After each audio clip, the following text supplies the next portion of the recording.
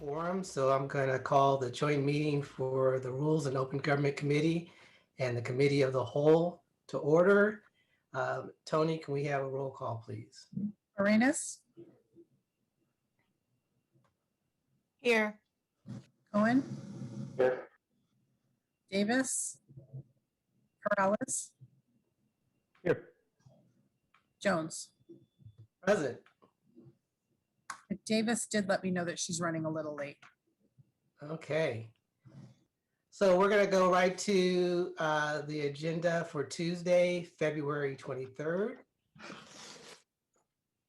And we are going to start out on pages 4 and 5.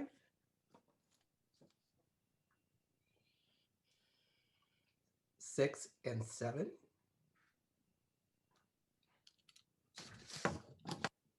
8 and 9.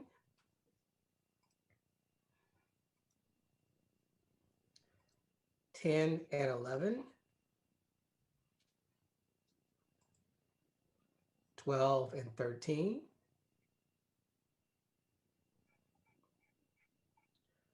14 and 15.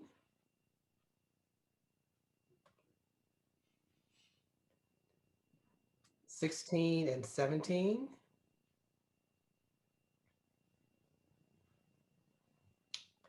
18 and 19.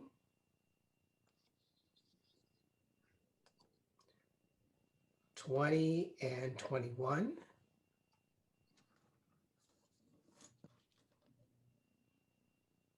22 and 23.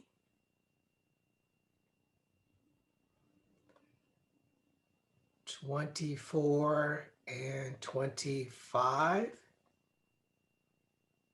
And you can see where we have item 10.2 to be heard at 8 p.m. So that's on the agenda. Pages 20, 26 and 7. And that's it. Are you hearing feedback? Am I getting, do you hear an echo? Yes. Okay. Yeah, I think it was coming out of Councilmember Arenas' mic. Okay. Oh, I'm so sorry. I didn't realize that. I apologize. No worries. And also there's an ad sheet as well. So now I'm going to go to public comments and Paul Soto, go ahead. Good afternoon, Council. Paul Soto from the Horseshoe. I'm looking forward to the items on the agenda with regard to housing for the agenda items that you just scrolled through. I think that those are good ideas that is coming out of the housing department with regard to those tiny homes along the Guadalupe and tying that to people becoming productive, because for the most part, people, I really believe this because this has been my experience, that people don't want a free ride. People want to work and feel a sense of connection, and that you're not just giving me something for free, that I'm actually an active participant in that which you are providing to me and for me. And so I think that those are good, really good ideas, but I would really like to see an expansion of these types of ideas, because I reached out to Jason, I don't want to even say his last name, but he's the head of the Guadalupe Conservatory. Didn't get back to me. I reached out to Ms. Yamamoto from the Law Foundation, Silicon Valley Law Foundation. Once again, no get back to me. So, I mean, there's resources here in terms of human power, of people that really want to participate with the city and to do the work. And for no other reason other than to create spaces in our city where we can have dialogue, you know, dialogue that can be fruitful, that can be respected, and that can be sensitive to the historical injustices and inequities that many of these people have suffered that are out there. If you sit down long enough with them and listen to their stories, I think you'll be astounded as to what type of life experiences ultimately culminated in their tenancy along the Guadalupe. So look forward to a good conversation. Thank you. Thank you, Paul. The number that ends in 8794.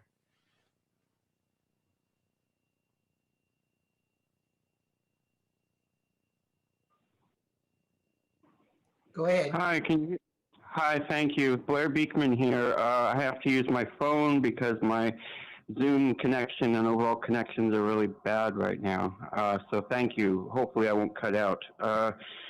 I wanted to speak on, I'm really sad that you had a cybersecurity article that was item that was going to be like a regular agenda item you were going to spend time talking about, and you're not now. You moved it to consent. I'm really sorry about that. You know, an amazingly important issue. I can't believe that you actually are going to do that. You know, in all your worries of cybersecurity, I can't stress enough the importance of openness with cybersecurity, and the same with all the other open public policy ideas at this time. To have a good policy, there is ways to create open public policy for the public with cybersecurity. And those are the ideas of peace again. You know, those are the ideas to address war and really tame, you know, the efforts of war and its secrecy and its opacity and all that stuff, and its opaqueness, and it's a way to address that. And Santa Clara County has developed ways to do that. We should be doing that stuff too. You're going to be having a new, you've lost your previous privacy policy person, a role that has three important functions. One is cybersecurity, one is just day-to-day, you know, maintenance and go-between for staff with issues, and another part is open public policy practices. What are good new practices developing? You know, Kip Harkness really needs a go-between to work all these issues, and I really need, and people really need, open public policy help and decision-making. Don't just focus your next privacy policy person on cybersecurity needs. It's a much larger issue than privacy policy and cybersecurity. The issues are open public policy. Thank you, Blair. That's Alex?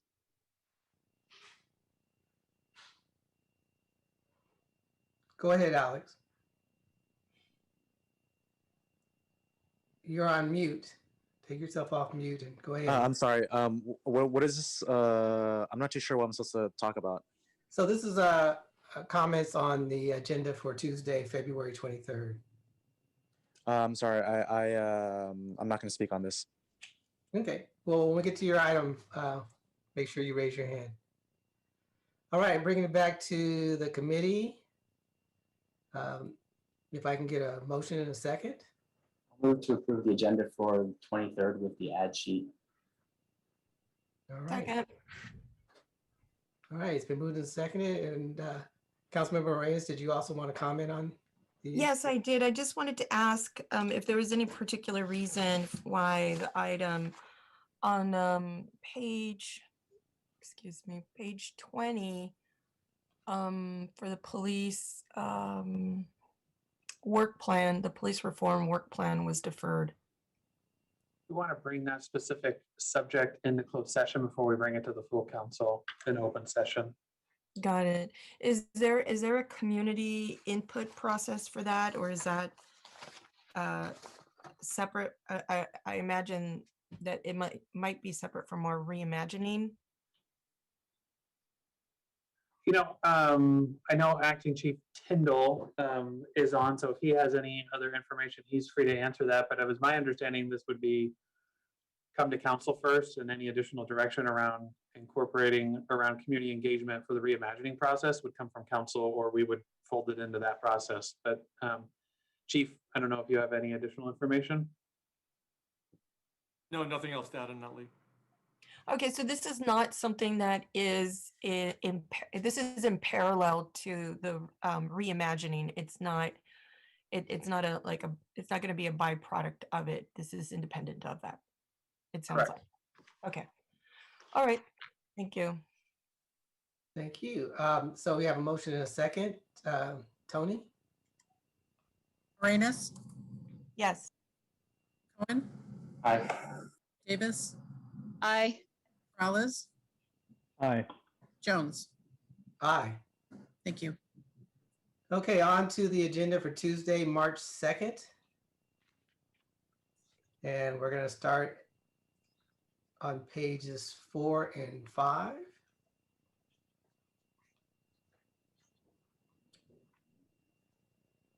Pages 6 and 7. Pages 8 and 9.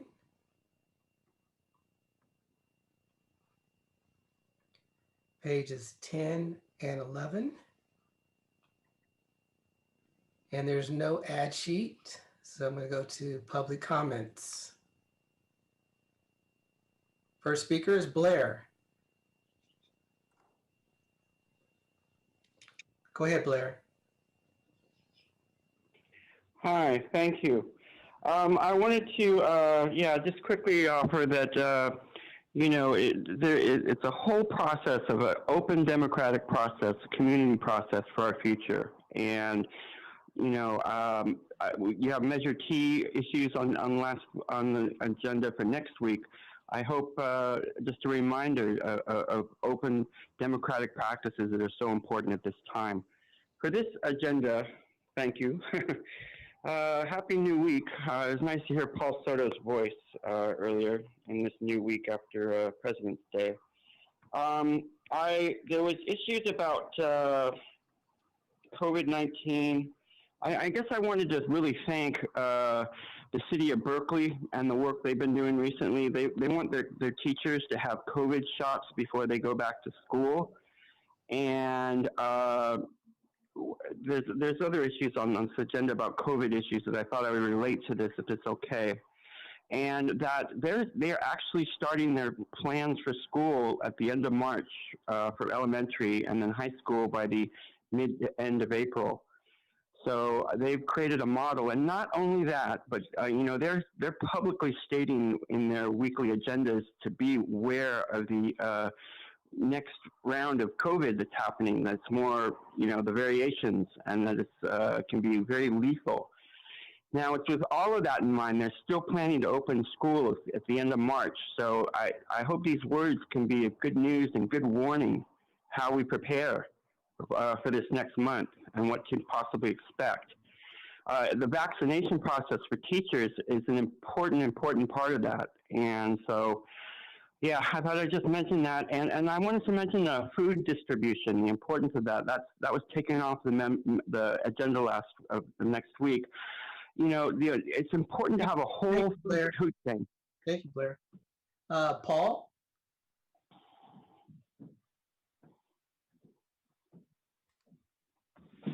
Yes, Paul Soto from the Horseshoe. First of all, I'm really glad. Welcome, Acting Chief Tyndall. I'm really glad that you're here on this call. I'm specifically here for the item that I'm sure that you're here for. So it's good to have you here. With regard to the pay scales, I've noticed on the past couple of agendas, we're allocating up to 20% raise for one surveyor.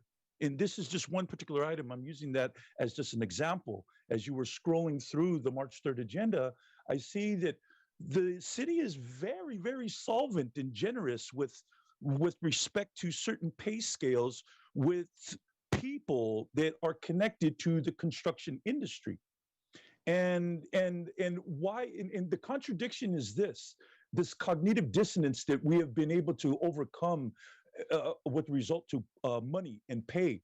We went through all of that argument, all of that debate for money that doesn't even belong to us with regard to the big box stores making all this profit. And we were arguing over money that is not going to come out of the city's pocket. However, in contrast, there is absolutely no debate. There is no even cognizance that we are allocating 20% raises for people that are connected to the construction industry. And there's no debate over that at a time of COVID when people are literally dying. Let me say that again. People are dying. Chicanos are dying. We are losing our lives because we are risking them going to work to service industries that have an apathetic response to that suffering, and then we're taking it home and possibly infecting our family members as a result of serving these communities.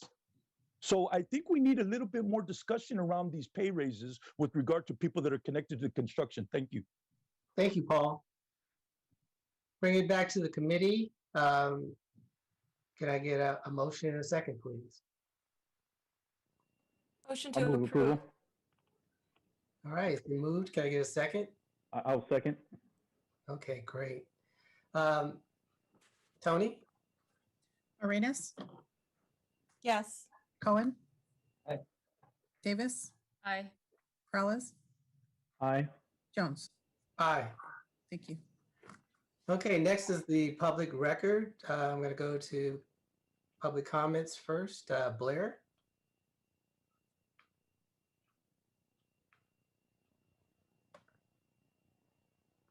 Go ahead, Blair.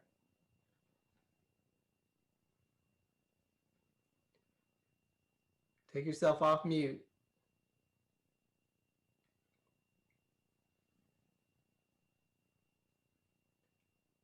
Okay, I see you took his hand down, so I'm going to bring it back to the committee. Can I get a motion, please? Motion and note and file. Second. All right, it's been moved and seconded. Tony? Arenas, Yes. Cohen, Aye. Davis, Aye. Peralez, Aye. Jones. Aye. Next is the consent calendar, and I'm going to go to public comments first in Blair with the number ending 8794.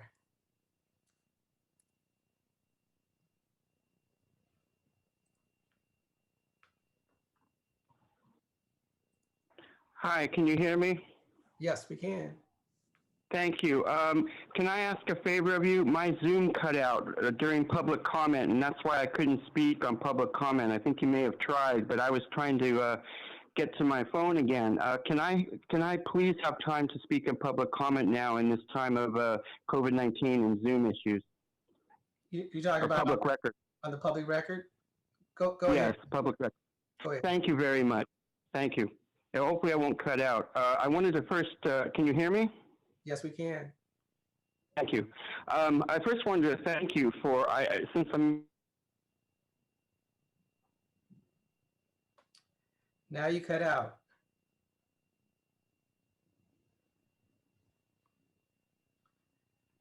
Hey, Blair, we lost you, so we have to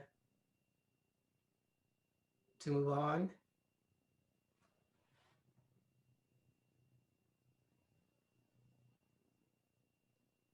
Okay, we lost Blair. So on to, I lost my place, Tony. Where do we end? Consent calendar. On the consent calendar. Okay, any a motion in a second on that? Motion to approve. Second. All right. Arenas, Yes. Cohen, Aye. Davis, Aye. Peralez, Aye. Jones. Aye. Thank you. Okay, on to the next item, which is protecting our Asian Pacific Islander community. And I'm going to go to public comments first. Blair, go ahead.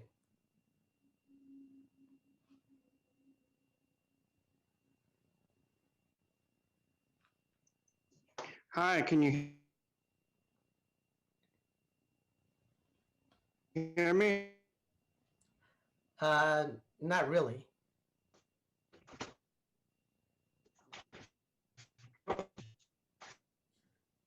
Vice Mayor, would you like to go to the others first and then Yes, back to Blair? let's do that. The EM Collective. Hello, can you hear me? Yes, we can. Oh, hi. So I'm I'm a community organizer, and we just need to take kind of action against, like, the hate crimes of, like, the Asian anti-Asian violence that's been going around, just not in the Bay Area, but around everywhere. And so what we have been doing is kind of doing a GoFundMe fundraiser and giving out personal alarms to elders around the San Jose Bay Area. We started last week, but we still need funding, to keep this ongoing initiative. So we would like to support Raul Perales by, responding to his memo about the city to kind of protect the Asian Americans. So we hope that the community can see the rise of the hate crimes and protect our elders because they are vulnerable. Thank you. Great, thank you. Gabriel? Hi, thank you so much. My name is Gabriel Young, and I am an organizer with Lead Filipino, a Filipino-American civic-based organization, primarily focusing on Filipinx Americans. And we want to thank Councilmember Perales for bringing this item forward, as we have been kind of appalled and stand in solidarity with a lot of the other API organizations here in the South Bay about the lack of conversation that surrounded this. As of recent times, we feel that there is the increased xenophobia and racism that was just as prevalent when COVID-19 first started, and to see it resurface on one of our most valuable holidays, that is the Lunar New Year, really hurts and disheartens us to see that there is no action still being pushed forward until now. We hope that this item can continue to contribute to our efforts to speak up against the racist rhetoric that's been ongoing within our country for the past few months, and hopefully allow those within the API community to feel a sense of closure and security as we go forward.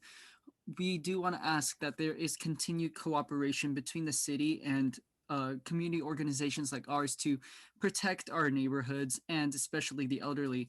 As of recently in San Francisco, it's been known that an 80-year-old grandfather was targeted in a hate crime. And in New York, a Filipino American was slashed across the face on the subway, and with continuing attacks to rise. Bringing it back here, a Vietnamese grandma was robbed of all her Lunar New Year money that she was going to give to her children, and being one of the youth, the Hong Bao, one of the lucky red envelopes that we are celebrated, was revoked from someone celebrating that culture. So we again want to thank Councilmember Perales, and we hope that this item passes and moves forward. And we look forward to continually working with the city. Thank you. Great, thank you. Kiana?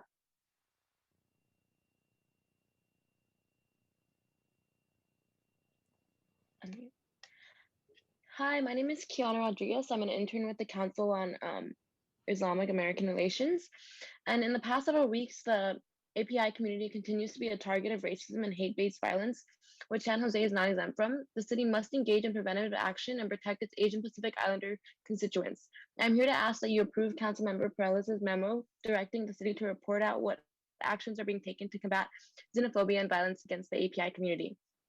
In the past several weeks, they continue to be targets of racism and hate-based violence. Thank you. Thank you. Paul?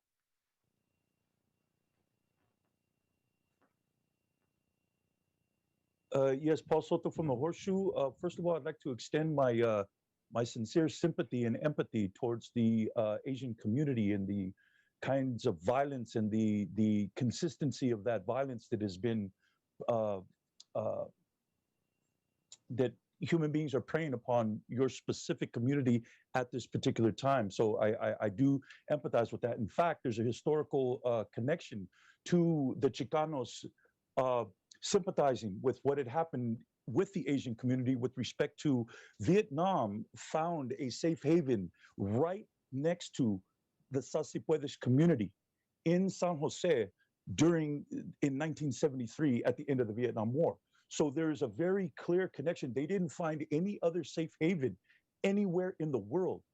Vietnamese, the Vietnam community here in San Jose is the largest Vietnamese community outside of Vietnam in the world, okay? And so I take pride in that, because it was the Chicanos that went ahead and formed this synergistic, symbiotic relationship with the Vietnamese community. And so what my question is around policing, is that I really am interested in knowing how the police department is going to tailor tailor policy to directly address these issues without expending or without leaving vacant these other areas of responsibility that it does have to the city on a regular basis. So I'm really interested in hearing how you are going to use targeted policing without compromising the integrity of the policing responsibilities that you have in all the other areas of the city. Thank you. Thank you, Paul. Don?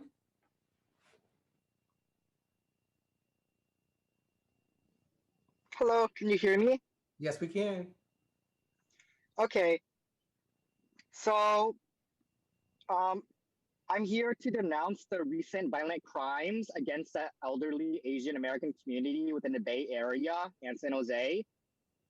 And attacks against the API community aren't new. The pandemic has actually exacerbated the long history of anti-Asian rhetoric and xenophobia. I know there's a misconception about the model minority myth that, you know, Asians, Asian Americans are some sort of model minority, but that is absolutely not true. Just in a flash of a matter of like a few weeks or a month with the start of the lockdown and pandemic, we went from model minority to yellow peril. That's how quick it became. And whether race-based crimes or crimes of opportunity, we can't allow these heinous acts against our elders to continue. So we call for elected leaders to take action to protect our ethnically diverse community from this violence. And here are some solutions and ideas. You could raise awareness and end silence by insisting, you know, our diverse community elected leaders speak on these ethnic attacks. Prioritize community-based response to protect the vulnerable communities. Have cross-cultural community education to promote empathy and understanding and a shared responsibility. And as long as it stands, the API community will still continue to be a target of racism and hate-based violence compounded by the COVID-19 pandemic. So we need a comprehensive, systemic, and multiracial approach to address racism at all levels in the city. Let me end this by reading a quote from Martin Luther King Jr. I refuse to accept the view that mankind is so tragically bound to the starless midnight of racism and war that the bright daybreak of peace and brotherhood can never become a reality. I believe that unarmed truth and unconditional love will have the final word. Thank you. Thank you, Don. Trammy? Hi, thank you so much. My name is Trami Crone. I'm the Executive Director for Chopsticks Alley. And first of all, I'd like to say Chúc mừng năm mới or Happy Lunar New Year. And I'd like to personally thank Councilmember Perales for bringing this topic to discussion, especially because right now there's a lack of representation of the Vietnamese American voice on the council. So I really appreciate that. And I support Councilmember Perales's call for the city to report out on what the city's doing to combat API xenophobia and that, you know, the anti-sentiment and actions. It's really unacceptable, and especially for the elder community who cannot protect themselves. And so we would like to see preventative action from the city. And also something else, since it's on top of your mind, is how are you helping these businesses during COVID time to protect them, but also to provide them with resources so that they can apply for help, because there's a lack of language skills or the know-how to do this. So this particular community really needs help. So thank you very much for your time and for all of the things that you're doing and thinking of my community, the Vietnamese community, but also the Asian community at large. Thank you. Thank you. Try? Hi, I'm here on behalf of the Vietnamese American Roundtable, and we're here to hear from and work with the city and our community for a solution on this issue. And I just want to share a paragraph from our statement on this. Attacks on Asian Americans are increasing. That of the Lunar New Year is the largest cultural celebration in the Vietnamese and Asian community, and it is a time of celebration where our community comes together and share present blessing and hope for the future. Entering into that season, we recognize that our Asian communities, especially the elderly, has become bigger targets of anti-Asian hate crimes. Disgustingly, these acts of violence have shattered the sense of peace and possibility that is normally widespread during this time. And such attacks serve as another reminder that we are still treated as foreigners and others in our own community. These attacks have angered many, including our entire organization. We unequivocally condemn the violence that has targeted the API community and the engagement of racist narratives. The Vietnamese American Roundtable commits to sharing information on how to protect and uplift our community, building bridges with local leaders and community-based organizations, encouraging participation in bystanders in leadership training, and providing space for community care to hear the concerns of all. Thank you for your time. Thank you. Thank you. Blair? Hi, hopefully you can hear me and I can be connected. I'll save my public record comments for open forum. I guess, just to thank you for this item, and that, the way I'm kind of understanding things, I like the words of Paul Soto. This can be a time to kind of review our policing, how we police different communities. How is data collected in each of those communities and used and understood? This is a time to reconsider that. It's time to reconsider how, with the building of Google Village, I learned the words, from a few weeks ago, that, we're starting to understand the future of Google can be a project to totally embrace the East Side. And from that embracement, how do we address all parts of a very multicultural community of San Jose and the East Side? How, it isn't just about, the Hispanic culture on the East Side. There's many cultures that need to be addressed for the future of Google issues. I hope we work on these things. And it's just a really important time that we just reconsider our lives and what are good practices for ourselves, and how we treat each other within a community. And so thank you for this item, and thank you. Thank you. Kim?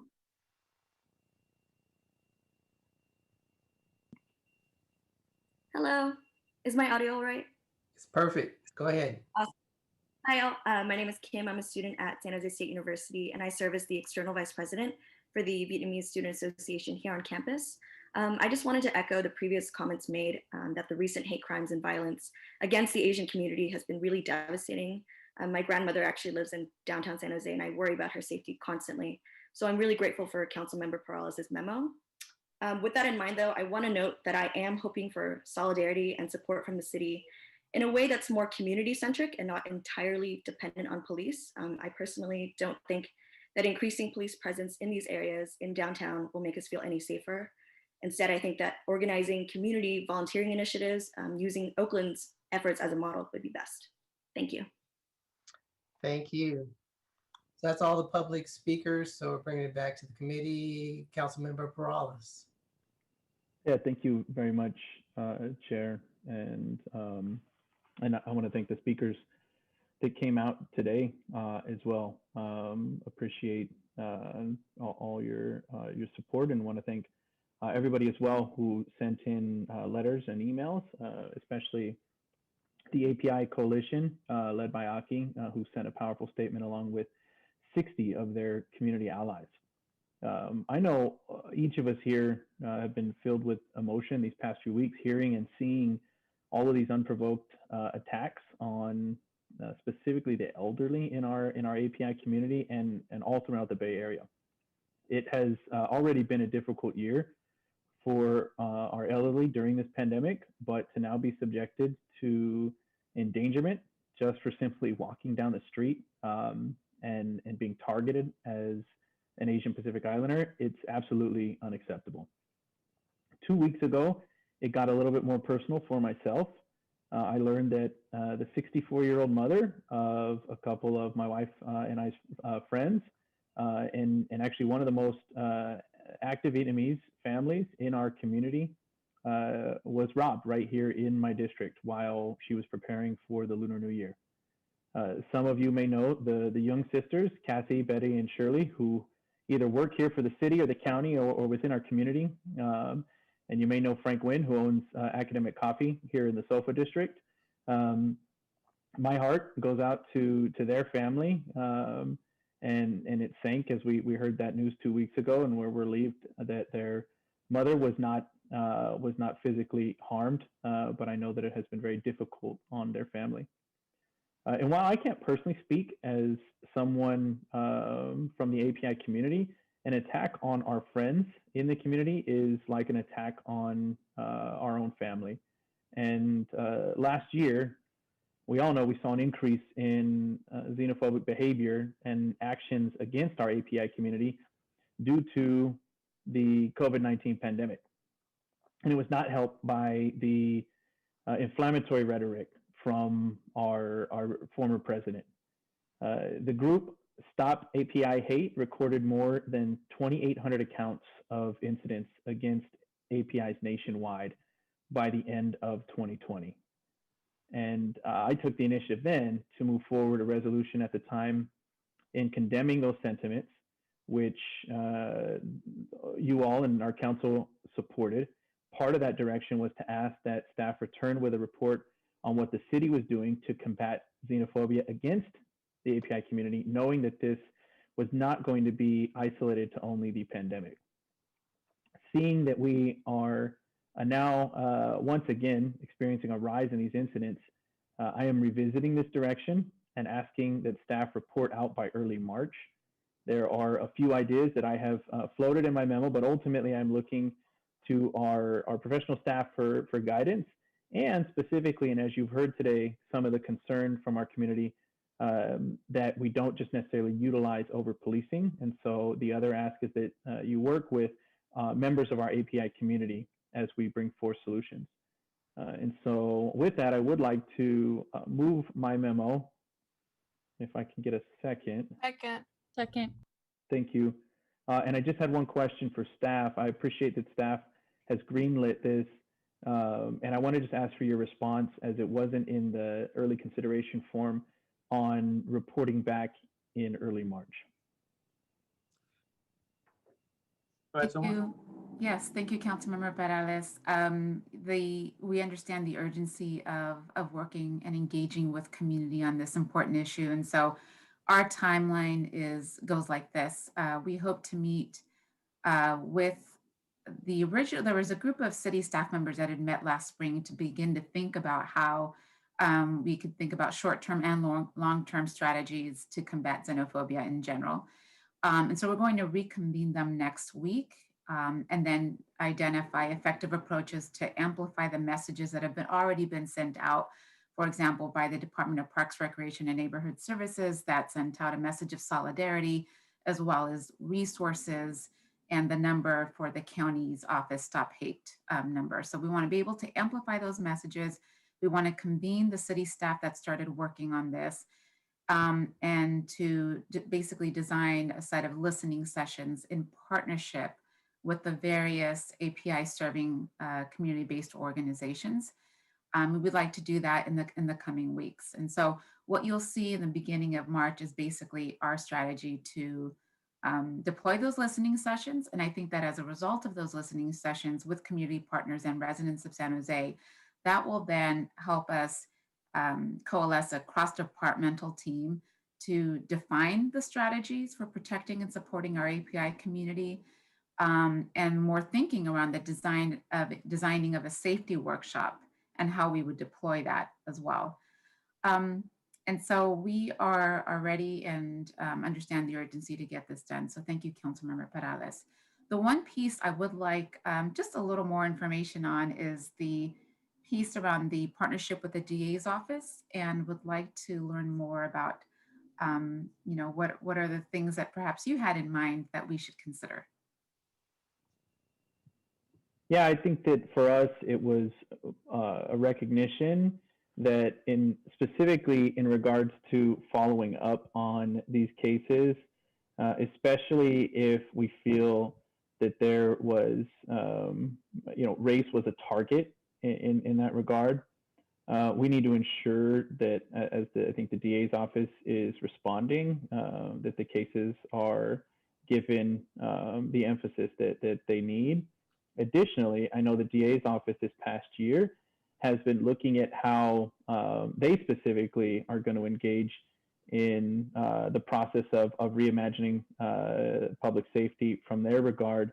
I also know that the DA's office had a conversation with Assemblymember Evan Lowe around some of these same topics. So the idea was just to be able to ensure we're partnering with them, that we're not siloed in our efforts, that we recognize that they are a partner in this regard. Okay. All right. I see Chief Tyndall has his hand up. Go ahead, Chief. Good afternoon. I'll just make this brief, just in regards to some of the comments that have been said. You know, we listened to a lot of the community aspect, and you're right, from the police department, and as Zulma just said, I mean, this is definitely collaborative in so many different levels. With the community support, I mean, we have in a lot of our Asian areas deployed more officers out there, especially on foot patrol, to talk to the local businesses. Really, one of the keys for us is that we get the information and we actually get the calls. Even if there's little that can be done at that point, if it's more of a reporting process. For all the community members that are on here today, I would please ask that whoever it is does call and at least get that logged in our CAD system so that we know what is going on and where it's going on, so we can deploy resources in that standpoint. We're certainly working with other law enforcement partners, not only locally, but nationally, because we know that this is a national trend as it stands right now. And we recently just put out a PSA just this week for our Asian community from the law enforcement side, but there's a lot more work to be done. I will say that from our standpoint, we are treating many of these cases like a hate crime, or at least initially investigating them like a hate crime. And if it turns out it's not, then we can certainly downgrade it from that point. But otherwise, it's being treated as such and is being treated as such with our DA's office. And the last parting comments on this subject is, regardless if we get information in any of these details, I think we are all equally disgusted by a lot of the behaviors going on, and either locally or up in San Francisco with the video that was up there. We will certainly, from our police perspective, try and identify, locate, and arrest those that are responsible for them, for the act, and prosecute them to the fullest extent possible. Thank you, Chief. Councilmember Falls, I have a question for you.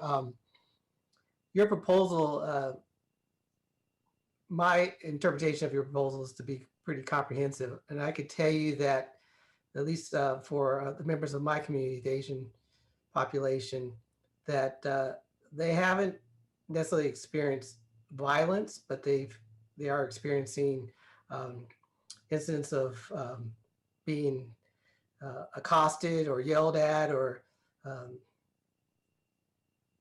being spoken to in a very disrespectful manner. And so my question to you is, for the law enforcement pieces, to me, it's pretty straightforward in terms of what you're trying to accomplish. But from a holistic viewpoint, in terms of trying to change hearts and minds and make people act and behave in a decent manner, what part of your, help me understand your strategy in terms of how to address the non-violent but still offensive actions of the community. Yeah, I think the best answer I can give you is that I don't have an answer, and that's why we didn't include it. But what we wanted to do was hear from our API community what they felt. And that's why we put in there that recommendation too, was to conduct those listening sessions. Our hope is to gain some insight from them. That was actually the core of the message from last year when we put this memo out, was to consider what we could do proactively, not necessarily how do we react to some of these crimes and ensure that they're investigated appropriately, right? I think that we know that that's a function in and of itself that should be working regardless of what crimes are committed.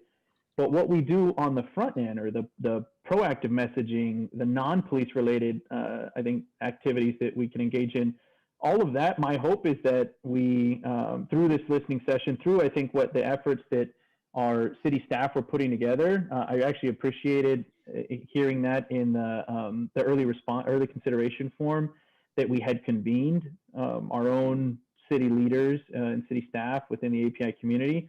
And then, unfortunately, I think as you know, was denoted in there, clearly we had a lot on our plate last year, and so some of that work, right, either stopped or slowed down. And so I think I'll be looking forward to their feedback as well. What can we do that is not necessarily just ensuring we investigate these crimes to the fullest? What do we do on the front end? How do we combat that messaging? As you're pointing out, it's not always a crime that's being committed. It's people being jerks, right? It's people being racist and making comments to other individuals.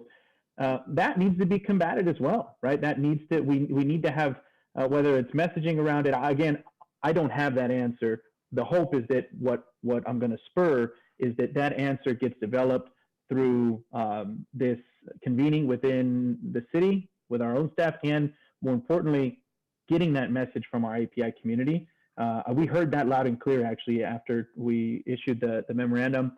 A lot of the feedback that's come in has stated that, has provided examples and stated, hey, we don't necessarily want just the answer to be, let's go out and over-police particular communities. That's not exactly what the API community is looking for, right? It's how do you combat some of these racist messaging, the xenophobia? How do we combat that in positive ways, proactive ways? And so I'm looking forward to those answers, I think, as much as you are.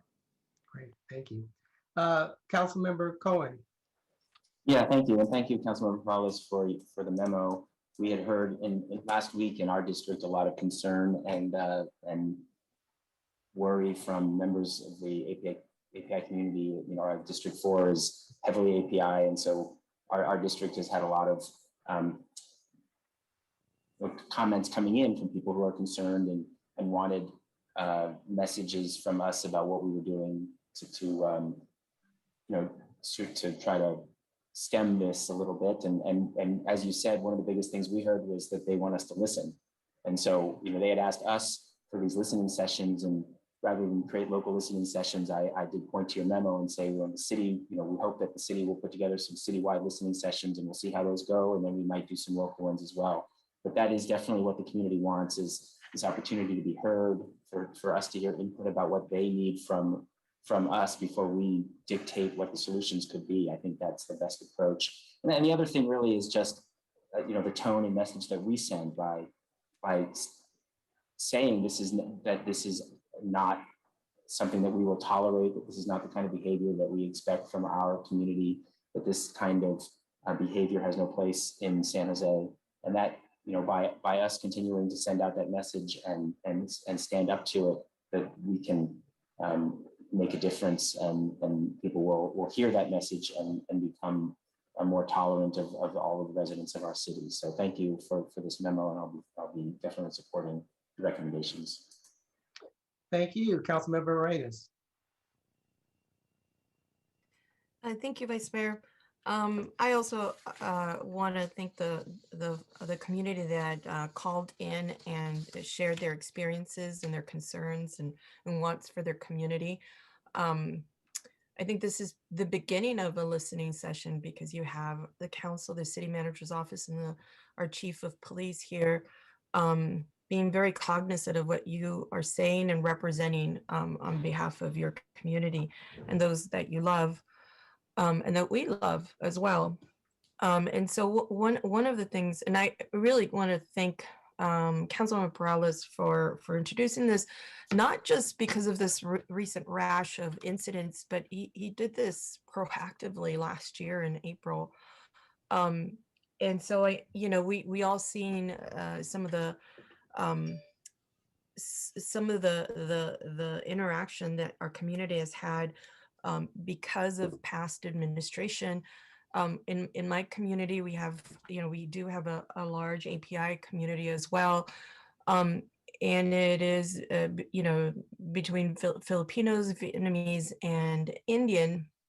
community. And in our past administration, they really targeted our Muslim community, and people sometimes don't understand what's the difference between a Muslim and a Sikh and a Hindu. And we've had also a rash of folks being harassed, like you explained, Vice Mayor, just verbally harassed, not assaulted, but it feels like an assault on your person and on your community.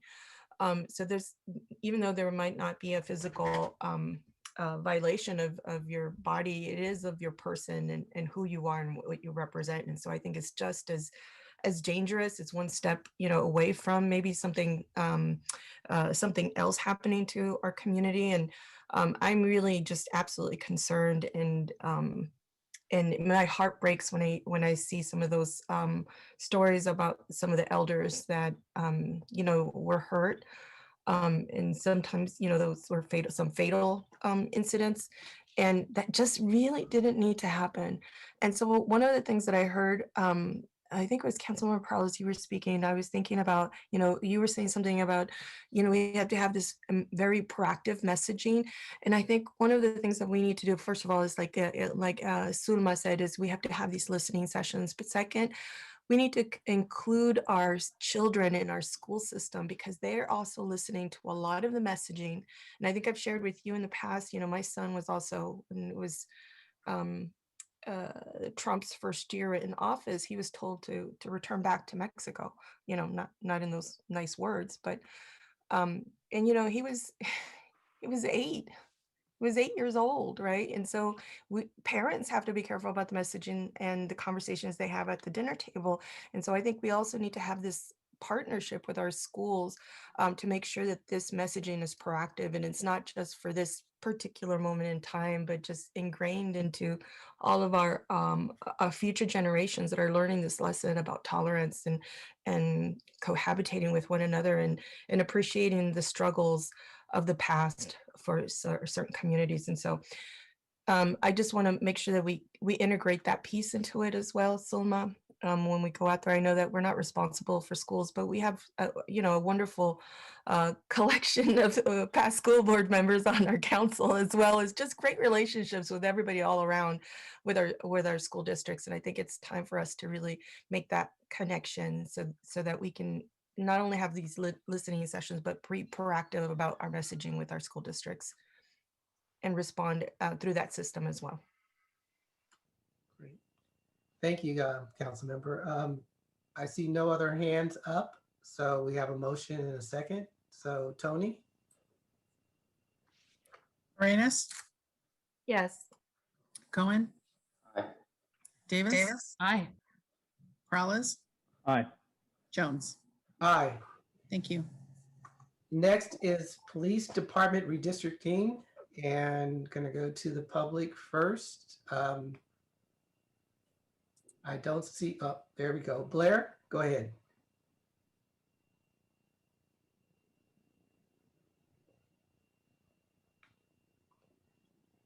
Go ahead, Blair. Yeah, hi. The unmute finally appeared. Thank you. I wanted to first compliment the police chief candidate forum on Saturday. It was interesting. It was they answered their questions fairly well. They may have had a bit of trouble kind of getting a bit more into exactly what they can do with issues, but on its surface, I thought everyone was really impressive. It taught me a lot that I have to reevaluate my own, personal impressions of things. So thank you for it. I guess for the remainder of this item, I don't quite have enough to say about this item. I'll let hopefully just given enough time for people like Paul Soto to get ready and speak about it. And I just wanted to quickly offer that language interpretation needs to be an important issue for the future of San Jose, and how we can work those efforts as part of the last item. Thank you very much. Thank you. Paul? Go ahead, Paul. Yeah. Thank you. Paul Soto from the Horseshoe. I had a meeting with, well, not a meeting, but I listened in on the police chief, first of all, from start to finish, and analyzed it and critiqued it with a group of friends, each person's response. I also was in attendance at Scott Neese's meeting that he had with Deputy Chief Randall and a captain. I can't remember his name. And I take exception with Scott Neese making an attempt to criminalize a lot of the social and economic issues that are related to poverty that result in people living on the streets that have a historical connection to the redlining and the discriminatory practices that have happened here in San Jose. We are not going to arrest our way out of this problem. It's not going to happen. We tried that with polyclass and the 3 strikes you're outlaw that has its roots here in Santa Clara County. That is a failed policy. So what I'd like to do, Chief Tyndall, is to work with you. I'd like to work with you. I have Dr. Michael Ibarra, who is a doctor of social work from the University of, from USC, got his doctorate there. He runs a program here in San Jose. I'm also connected to 2 other professors at UC Berkeley and what do you call it? San Jose State Public Health Department. So we want to work with you collaboratively so that we do not make the mistake again of thinking that we are going to arrest our way out of this program. And I also have the cooperation of Gardner Mental Health, because Gardner Mental Health is in proximity to downtown. So what I'd like to do is start setting up meetings with you so that we can work collaboratively between the community and the police department to find solutions to these economic and social problems that manifest in drug addiction and neglect. Thank you. Thank you, Paul. Molly, welcome. Hello, my name is Molly McLeod. With regards to hate speech and actions and the policing of as a solution, I think it's important to keep in mind that this is a problem within the all police departments, including San Jose's police department. And training your way out of it hasn't worked, and I know Derek Sanderlin has spoken to that. When I think about insults hurled on the streets, I feel empathy for and solidarity with Asian Pacific Islanders in our communities.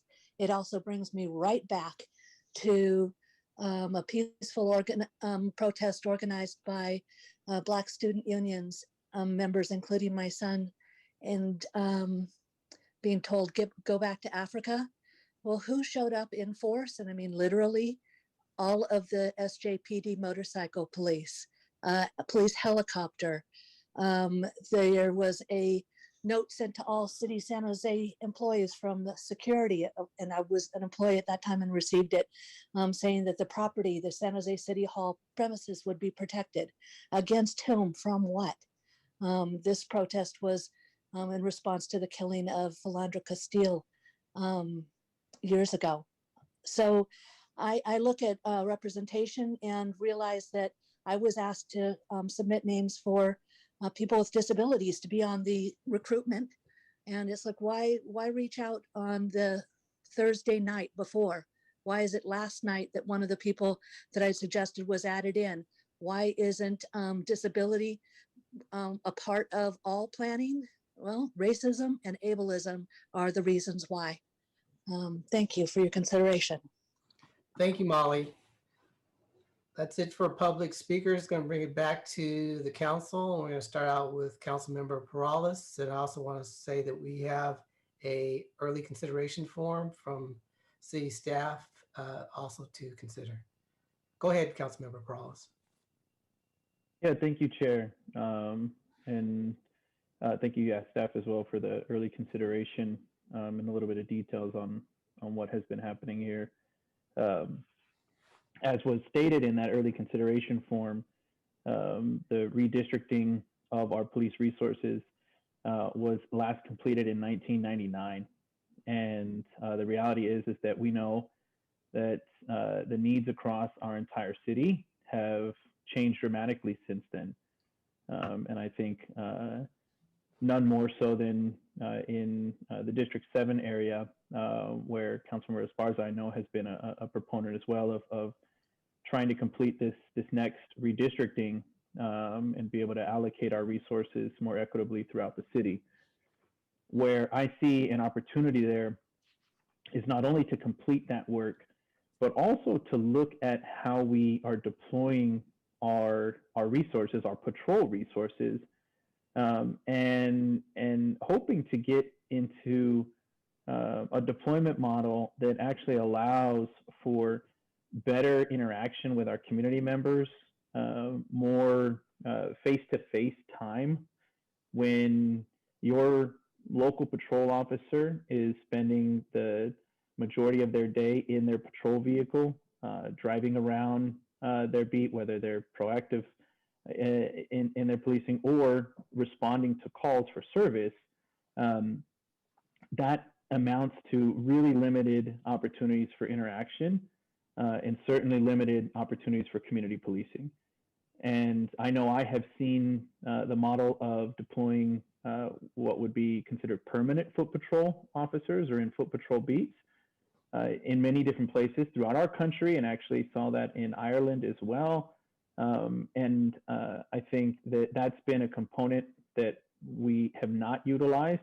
Certainly we have the disadvantage that we've been in for the last number of years as the numbers within our police department shrunk significantly. But I think that now is the time to be able to plan to not only as we redistrict, but then to think about having some areas in our city actually have permanent foot patrol beats. We have currently been utilizing in the downtown core, and then recently this past year across the city throughout different council districts, utilizing secondary employment or overtime resources for specific foot patrol beats, or at least certain times of the day and of the week, for there to be officers walking around on foot. And I know that we've seen success over the years within the downtown core, but we've also seen some challenges. We've seen challenges because it lacks accountability. There are times when people just simply don't sign up, being that it's not a permanent beat, and it goes unstaffed. And because of that inconsistency, in my mind, it has not functioned to its fullest capacity, and would like to see it taken to the next level.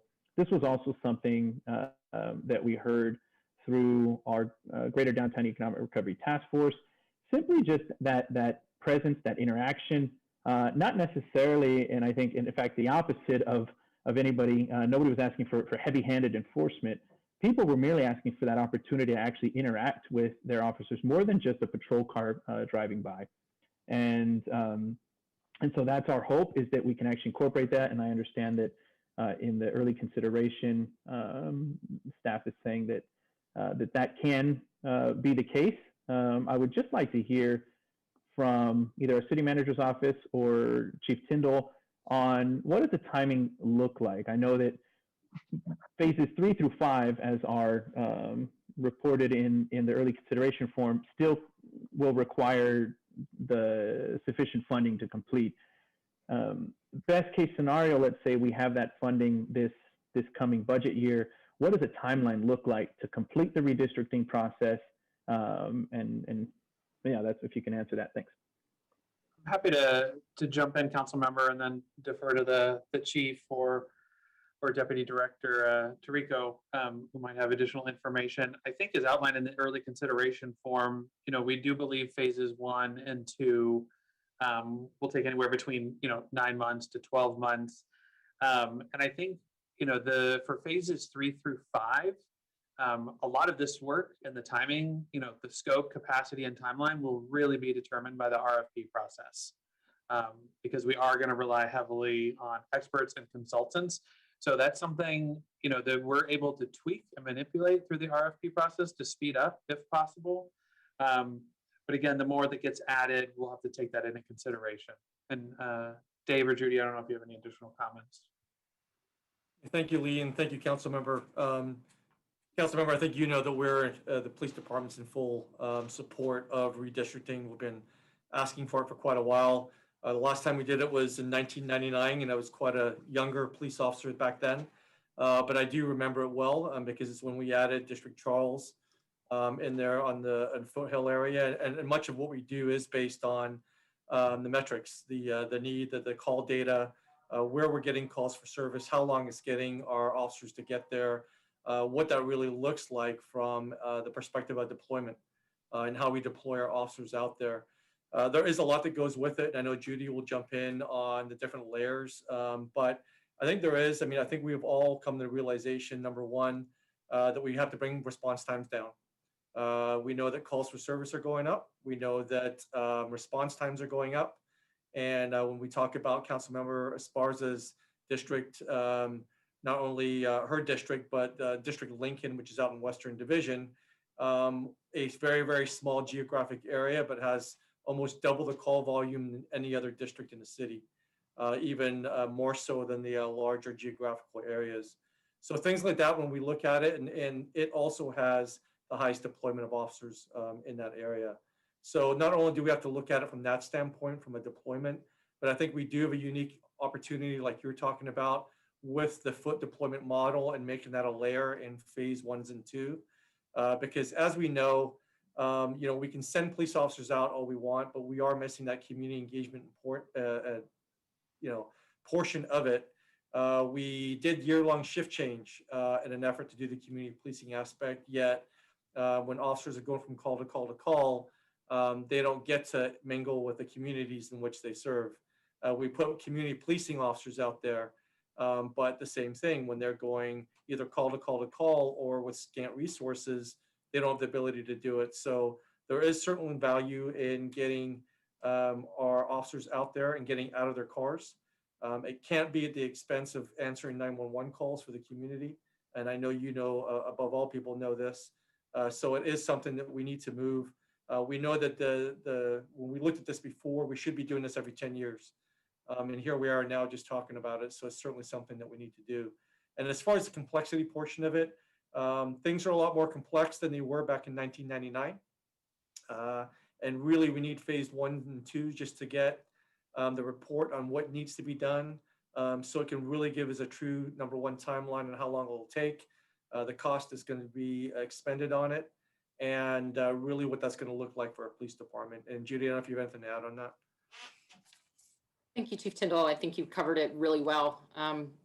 For the complexities of phase 1 and 2, it is going to be a comprehensive, in-depth analysis. And as it's mentioned, looking at calls for service response times, reported offenses, staffing numbers, community service engagement, radio frequency, saturation, geographic impedances, census data, and so forth. So there's so many layers to it. And then operationally, that's what we will take in-house and have to analyze and then come up with a recommendation. How much do we change? Where do we change? Where do we put the bodies and so forth? And the heavy lift after we get the analysis is going to be all the different various systems that we're going to have to update. That will be very complicated. And then also a go live is simultaneously updating the computer-aided dispatch, the records management system, and all the patrol cars all at once to get that. And then after, we need to also continue with the evaluation and look at the effectiveness of it and what the results are, or what additional tweaks that we're going to need to make afterwards. Thank you. And in regards to a timeline, what can we expect for phase 1 and 2 to be completed, 3 through 5? What if you can give me an idea on the timeline? When are we going to actually see some of these milestones, and then ultimately come to a decision on, okay, we're ready to roll out these changes? I think phase 1 and 2, I mean, we looked at it, we talked about it, and after we get a vendor RFP and vendor, we're thinking probably 9 months to a year from that aspect of it. We hope it can be sooner, but it really just depends on all the different details that go in it and the layering that we're asking them to do. After that, it's really going to depend on how global this goes. I mean, whether or not we have to do a complete citywide redistrict, or whether or not we can do certain parts of the city, like District Lincoln, whether or not that can be absorbed by the other districts around it. So that's a hard one to call from that standpoint. And again, it took roughly a year, I think, when we did it before in 1999. As Judy mentioned, it is a lot more complex based on all of the different, even technological advances that we have at this point. It could take, certainly longer than that. We really won't know until we do 1 and 2 on what 3 and 4 and 5 is going to look like. And I guess one of the unknown factors there is in the beginning with the consultant, how long do we think that process could take?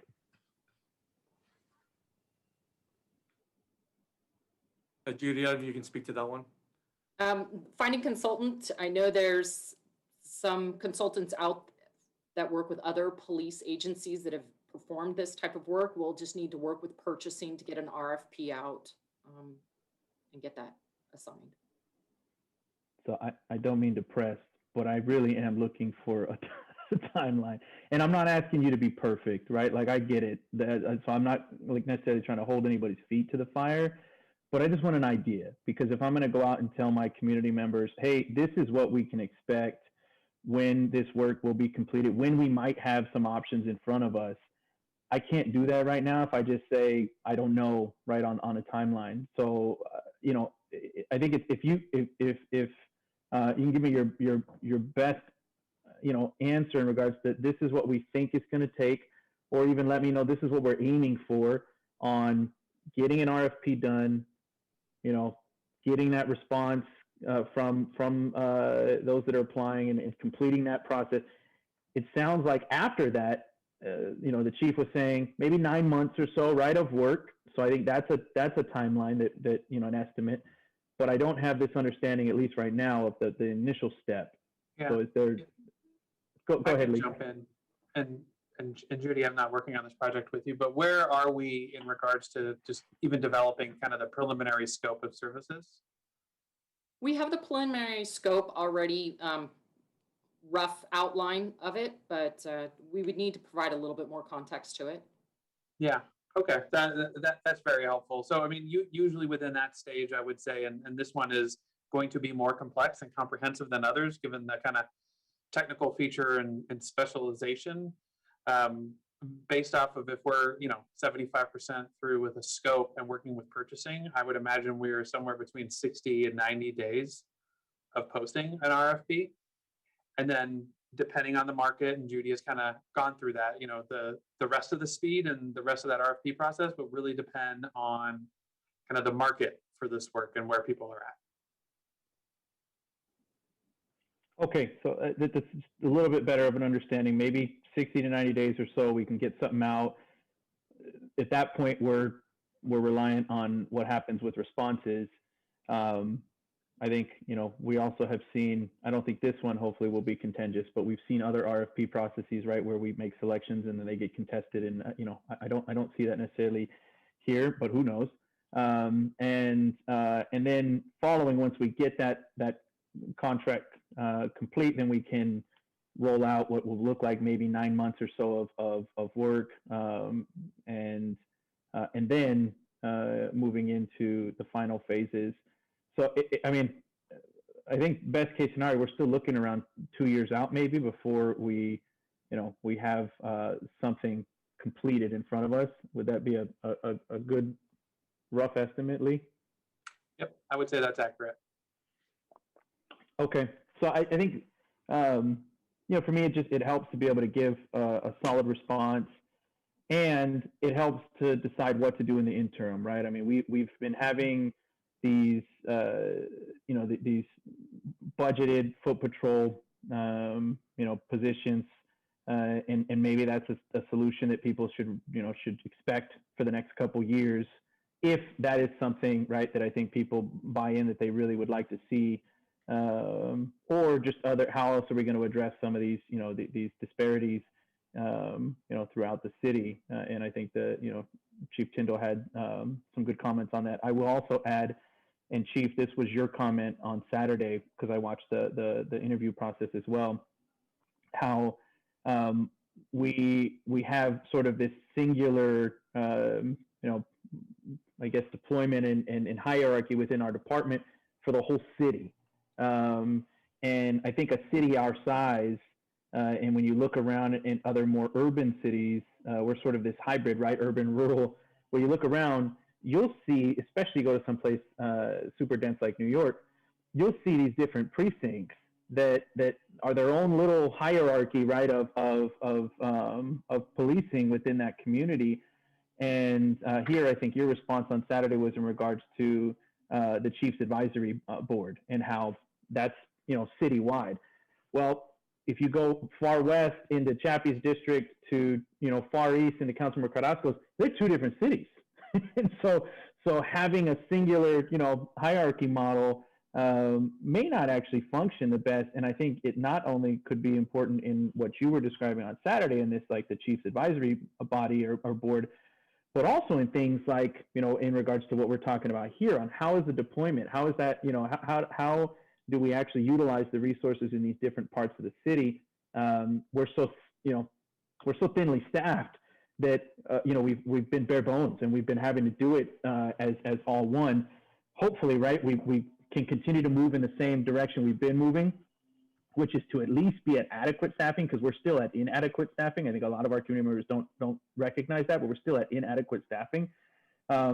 We can't even open up, as I know Councilmember Jimenez would love, right, the South substation, right? Even that would give us now the concept of these two precincts, right, in the southern and northern. Something like that in itself would begin to move us in the direction I think that could help us better respond, more equitably respond, and include some of these concepts. So I'll say I'm not excited at a potentially still long process on the redistricting, but I do appreciate, right, that sort of you working through with me here on getting an idea on the timeline. And I don't think I've moved the memo, so I'll make a motion. And thank you to Councilmember Davis for partnering. Second. All right, it's been moved and seconded. Councilmember Davis. Thank you, Vice Mayor. And I do want to thank Councilmember Perales for working on this and adding me to his Brown Act. This is a really important subject, and the adequate staffing issue is definitely felt in all the districts. I know my district has benefited from foot patrols. Just in the last year, we've been able to do it as Councilmember Perales described, with overtime. And both officers and residents and business owners in particular really like it. It's been very helpful to have that face-to-face contact outside of a crisis situation. I think it helps build trust in the police department. I want to ask a few more questions. So thank you, Councilmember Perales, for the discussion. Hearing the redistricting frequency should be happening every 10 years. And I see that Jim is on because this is a budget issue. I have a budget question. Jim, can we start a fund so that we're actually saving for this every year, so that we're actually ready, able to do this every 10 years instead of letting it go for over 20? Well, Councilmember, hi, this is Jim Shan, the city's budget director. I think that is a good suggestion that we would. I can hear you. Okay. So yes, so I think, having a sinking fund for things like this, there's a number of important initiatives that we fund, chunk fund every few years or so that I would like to have a sinking fund for. This is certainly one of them. I think certainly as a start, we need to at least set some funds aside to the extent that we can in this budget process just to get us through the next one. But I agree with the sentiment that, trying to chip away at things that we know are going to be big dollar amounts in the coming years is a smart budgetary approach. We're just a little bit constrained typically. I understand that. I would argue all the more reason to try to sock a little bit away at a time. So I hope that we can keep that in mind in upcoming budgets after we finish this one. The other question I have, and maybe this is a question for you, Judy, I'm not sure, is there any way in this redistricting process to kind of build in some flexibility so that it doesn't have to be chunked out every 10 years, but can be more iterative as we go along? Is that something that we can talk to the consultants about? I mean, I can't imagine that cities that are growing much faster than ours are going through this redistricting process and spending $1 million every 5 years or whatever. So how are maybe the smaller cities that are growing faster than we are doing this in a different way? Is that something that we can add since the RFP is not fully baked yet? Agree with you, Councilmember Davis. Absolutely would like to be able to include something along those lines that we could be more agile and make quicker changes for us. And sorry, the feedback was a little too much for me. So hopefully with us being able to, we will incorporate something like this because it's too painful and disruptive for all of our different computer systems that we have. We want to be agile and be able to make those slight changes at the chief's directive. He should have that ability to notice that there's a certain area and wants to make a staffing change. Absolutely agree with you. We would consider and have that included. Thank you. And then the final question I have, and maybe this is for Chief Tyndall, and it's also definitely for Councilmember Perales.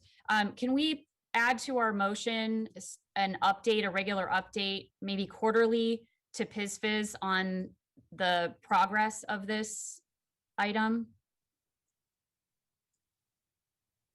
It's certainly not an issue from our standpoint. We can absolutely update on that. Yeah, I'll accept that. Great, thank you. So that's an amendment to our motion. And I think I was a seconder, so thank you. All right. Councilmember Reyes. Councilmember Davis, did you, the amendment is to save up over time to continue to fund this redistricting and Oh, good question. I didn't put that in the motion. I asked for an update on a progress update on basically the redistricting process to go to PISFIS at least quarterly. So that was my amendment. I actually didn't really think about tying Jim's hands. He seemed a little hesitant to start a sinking fund now when we can't afford quite yet to do the current redistricting. I'm sorry, but I'm dealing with some technical issues, so I'm hearing glitching and in and out, and so that's why I don't have my video on. So I apologize, I didn't hear that quite right. So that's why I asked. Okay, well that sounds great for this to return back to PISFIS and have some consistent updates on it, since this will be a bit of a long haul, it sounds like. Well, I want to thank you, Councilmember Perales and Davis for putting this forward. I think this is something that is absolutely needed in our city. And you know, I'm not in District Lincoln, you know, my district's just across the street from that, but in District 8, we still have quite a bit of police responses. And when I took a look at the auditor's report for police responses for 1920 for the year 2019, 2020, I saw that my one of the main districts in my district that are kind of the deeper end of my district, just Paul, has about 13 to 20,000 incident responses with priority 1 through 4 incidents, right? And because we're at the other end, and this goes to your comment earlier, Councilmember Perales, about having maybe a substation out there. We get hit consistently over the holidays, over just some of those highlighted times. Summer, when people know that folks are out, or during Christmas time when they know that there's a lot of packages being dropped off, or just people are purchasing quite a bit. I know that my district, like many others who were kind of in the suburbs of San Jose, I know our criminals understand our trends just as well as we do. And they know that it's going to take a lot longer to get to Evergreen than it is to, maybe Lincoln or somewhere else in the Foothill Division, maybe on the east side. because maybe the round of incidents are happening elsewhere, right? And so they have a better chance of kind of getting away with it, right? And so we just get a string of incidents happening. So I'm really glad that the burglary unit is happening again. And one of the things that I caught Judy, you saying earlier in terms of the layering and taking a look at all the like really this in-depth analysis that you were talking about. I was glad to hear that there was going to be, geographic impediments considered in there, because I think that that's part of, I'm not in the downtown area. Obviously, it's not this, um, this area that attracts a lot of folks. So that there's a lot of people at this, just congregating and potentially fighting or potentially just interacting. Or you, Councilmember Davis, you have a really great, Willow Glen area that just people, all of us go to, and we love. I don't happen to have that, but I do happen to have quite a bit of crime. So I want to make sure that, and I know that you both have said this in your memos that you want it to be equitable, and I'm glad. I know that when Councilmember Esparza, because she and I were in a budget Brown Act last year, and I know that she secured or resecured this 350,000 that is meant for this redistricting, because I know it's important to her district. And when she was telling me about the Lincoln district, I'm like, no, are you kidding me? You're the busiest district. That can't be. Because the impression is really, it's like the deeper east side that is in Councilmember Carrasco's district proper that would be more impacted, and it just isn't. And so I know that it's absolutely an issue that I'm supportive of. I want to make sure that those districts that have more calls and incidents get the support that they need. So that's one issue, which is the redistricting piece, and I'm absolutely supportive of it. The other piece is, and that it's done in an equitable way. So I'm glad that there's going to be this deep layer of analysis in there. But the other piece is the foot patrol. And I think, I appreciate that there's a foot patrol piece in here, although I don't know if that's the answer to the issues that are happening in your respective districts. I know for my district, even though I have a 13 to 20,000 incidents just alone in one of my districts, which is District Paul, and a couple of other ones that are deeper than that, than District Paul. But I'm just using one example. Anyways, I know that that's not going to be an effective strategy for my district. Obviously, it's huge, right? Foot patrol is going to be lost in the hillsides, right? Or even in the Evergreen Village Square, which might benefit from it because there's a lot of people who congregate around there and busy walking or shopping or eating or whatever it is. And so I also hope that we can consider some different strategies for the different types of incidents that are happening throughout our city. I want to see more. Resources given to some of the areas that have higher incidents and have higher or have more serious crimes. Absolutely, supportive of that. However that comes out to look like, because I think that's the equitable thing to do. I also think that, I want to make sure that we don't over police some areas, especially in my portion of the district that is the east side, which I know could benefit from some foot patrol, but I'm not sure what exactly the foot patrol is purpose. And I heard you say, Chief Tyndall, is you used some of the phrases like I think it was more community policing and building relationships. Although in the memo I saw it was more like protecting some of the property in the downtown area because it was connected to some of the what is it called?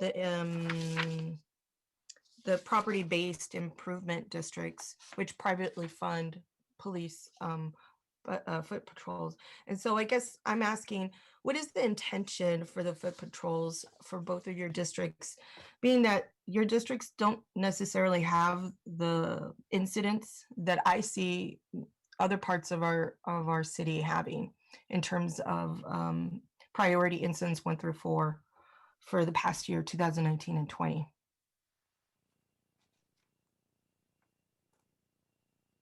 Did you want a response from the chief, or did you want? I guess from you, Councilmember Perales, because this is you and Councilmember Davis's recommendation, and if foot patrol it seems to be the answer for that. I'm trying to figure out like why that strategy, and what is it meant to be a response for? Yeah, and good question. And certainly, I think the recognition is there that foot patrol is not going to work everywhere. Certainly not going to work out in the foothills. It definitely works well in denser areas, sort of highly populated or trafficked areas with people on foot, right? Not necessarily highly trafficked with vehicles, but in areas that are more urban, that have people constantly walking around areas. And that's why it does, and has made sense in areas like downtown and some of the surrounding areas.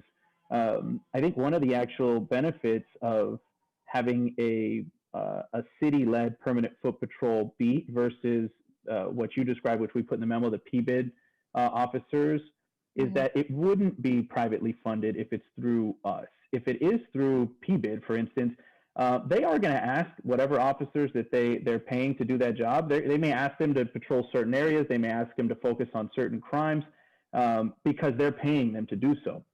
That's the benefit that we'll have, is that we're not being driven by the business owners or the properties. We're driven by what the city, the city and the city council, the chiefs directions will be, right? And for us, that's why it was important. That's why I wanted to denote it. I think that there is a level of importance from that community policing element. What we do see so much with officers, kind of, if all you see is them either driving by in their patrol vehicles, or if you only interact with them when they're called out for something, you really lose that opportunity to interact on a daily basis. Granted, that's not going to be the case in Evergreen, right? It's not going to be possible for officers to go walk around the neighborhood foothills, but it is the case in an area that's dense and urban, areas like the downtown areas, like Japantown, like the Alameda. Actually, where foot patrol is deployed right now, I don't know exactly where you're utilizing it, but areas that you may be utilizing it, areas I know where Councilmember Esparza is utilizing it, that she has stated that it has been working effectively. And so that would be the idea, is that let's think about what areas it could work well in.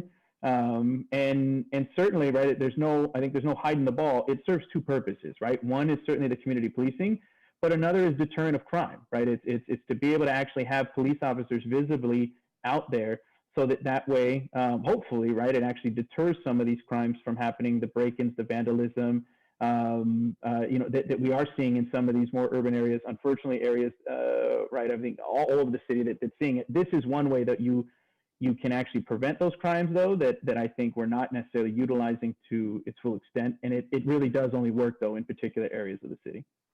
Yeah, no, I totally get that. And I'll tell you, I do have some areas where I think there's going to be more people of color that are going to live, and that I think would make sense. And that's why I'm really being careful about not, using foot patrol to over police our folks, because obviously, you look, you will find. And most of the calls that actually come through probably our system are not the folks who are living in that part of my district, right? They're probably in the deeper part of my district where actually most of the robberies are happening, because anyways, the income level is just different there, right?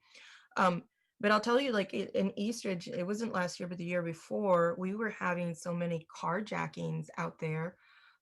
There was one with a couple of young girls, and the youngest one was 12 years old, involved in a carjacking, right? It's just, these are the crimes that happen around businesses and properties. And so I would be absolutely interested along Tully Road, which has a lot of small, minority owned businesses, as well as Eastridge. This is one of the areas that I would see it as maybe fruitful for foot patrol. It also has, gang impacted neighborhoods on both sides of Tully. Just like in Councilmember Esparza's district, it's just one street difference there. But I see where you're coming from, and I actually do think that our property owners should contribute just as much as the city of San Jose should, right? They should have some skin in the game as well. And so I don't know that we should completely replace that, but I do see the benefit to that. And thank you for the clarification. I will support this. I just want to make sure that, one, we're making sure that we're not over policing in certain areas or over arresting because we happen to be there more often and we're able to see and interact. And that it's a spirit of building trust. And maybe just like you said, deterring crime, because as long as you see somebody there, you're going to drive slower, or you're not going to, whatever, go into that liquor store and take a Snickers bar or something, whatever it may be that you're up to.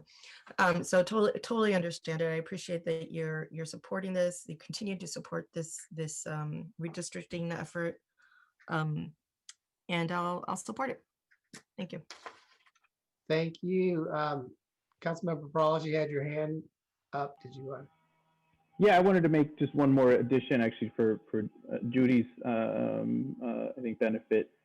And I'll just add to Councilmember Dennis's last point. I definitely don't think, at least not in the downtown core, will be focused on the Snicker bar thief, but maybe some others. But for Judy, in regards to the RFP process, I think, and this may already be something you were thinking of, but I just wanted to ensure that we incorporate the fact that we will be engaging in a reimagining process, and that part of that discussion is going to be talking about, potentially offloading a number of incidents or traditional calls that police would be responding to, and hopefully getting to a model where we have other professionals that are assisting or even taking on that responsibility altogether.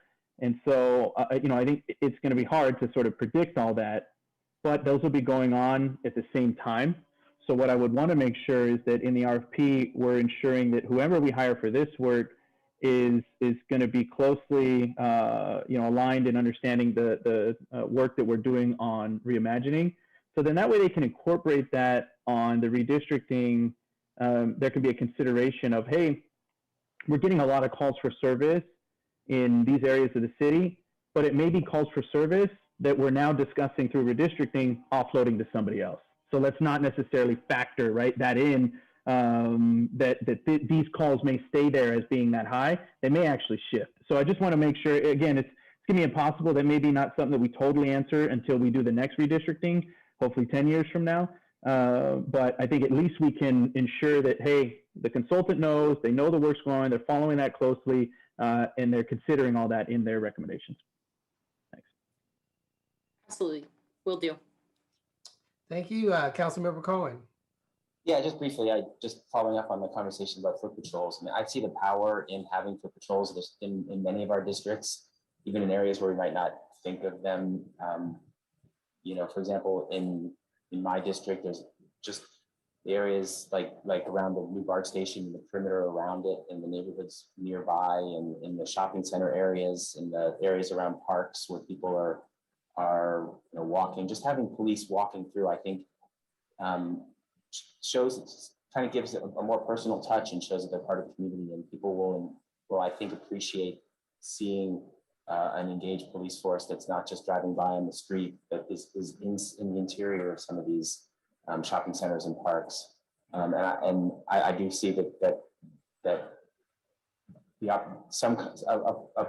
a program of having the police getting out of their cars and engaging more directly with the community can be valuable in sort of setting a tone that will lead to safer communities. So I just wanted to raise that point, that I don't think it's necessarily just a downtown certain kind of neighborhood thing. I think, I can see, we hear even for our residents in Alviso that they want more personal contact with police, and having the police out and walking in Alviso would, I think, lead to that rather than police cars driving through periodically.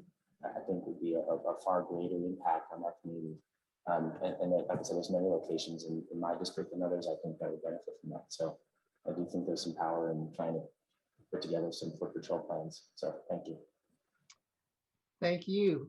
We have a motion and a second. So Tony? Arenas, Yes. Cohen, Aye. Davis, Aye. Peralez, Aye. Jones. Aye. Thank you. Next is effective council discussion and debate. I'm going to go to the public speakers first. And Blair, go ahead.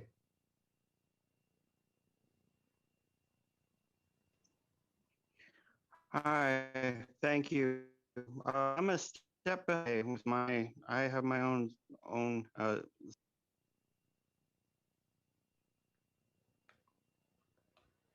We lost Blair, so we're gonna go to Paul. I'm back. Okay. Back. Go ahead, Blair. Great. Keep Cool. going. Sorry about that. Sorry. Okay. So I was saying my Zoom is having problems. I hear other people having problems. I'm a step behind today. Sorry for that. I wanted to quickly offer that, with the previous item, how do we talk about, there's ideas of developing police practices over the next few years at the same time as developing Reimagine. Councilperson Peralez tried to bring the subject matter together in a very technical way. I hope it can be easier to talk about how we're going to bring many different parts of our community together in the next few years under Reimagine ideas. Thank you. For this, it does tie into just basic subject matter of with this item about what is our better practices? How do we think out of the box? How do we come up with ideas at this time? What is transformative about ourselves? What can that be exactly? So thank you for this item. A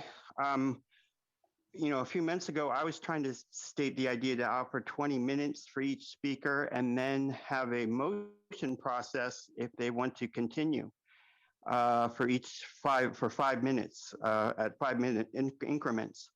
So this is kind of the same thing, and you may have to set up a motion process in the future, and I thought I should just describe that here.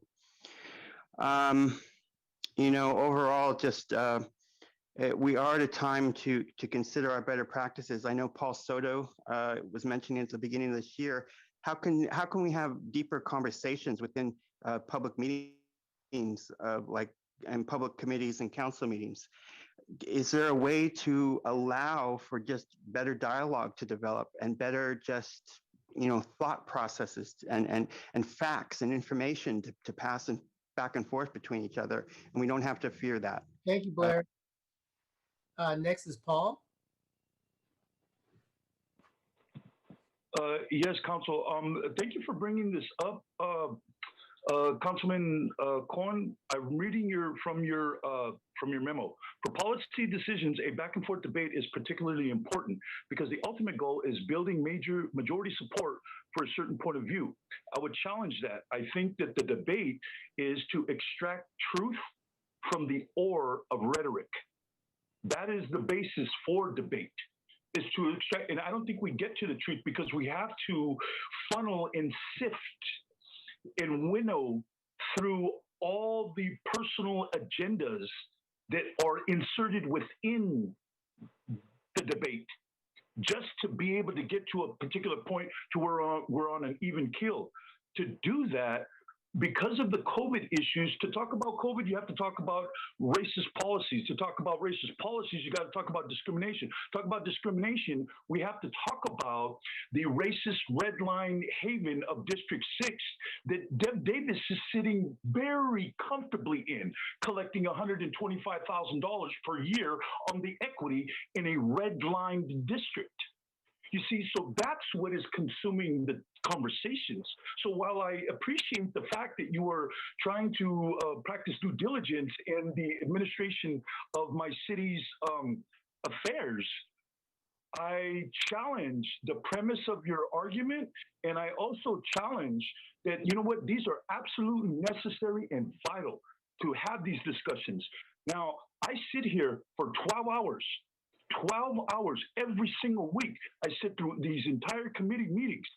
I don't get paid a dime. I don't get paid 1 cent. Okay, and I sit here and I read the memos and I do what I have to do as a citizen. So no, let these debates take as long as they take. If I'm going to sit here, you're going to sit here. Thank you. Thank you, Paul. So we're going to bring it back to the committee where we're going to have a very efficient and effective conversation. And so I'm going to let Councilmember Cohen start out. Yeah, thank you. So, you know, I'm relatively new, and so I'm observing the behavior of the council and trying to think about how to encourage sort of an engaged debate between council members. And this didn't have to do with time limits. If you notice that the proposal doesn't limit the amount of time any individual council member speaks, what I'm trying to encourage is more of a back and forth engagement between council members. What I find when it comes to debate between council members or on a topic and debate in not necessarily a negative way, but debate in a positive rhetoric way, is that if we're able to engage one another more closely, more being able to respond to one another's comments, we often, I think, have a more effective discussion. So for example, if somebody raises a topic that I want to respond to, or that somebody else wants to respond to something I say, the sooner I'm able to do that and engage in a back and forth on that topic, I think the better it is in terms of being able to bring that conversation and continue full circle.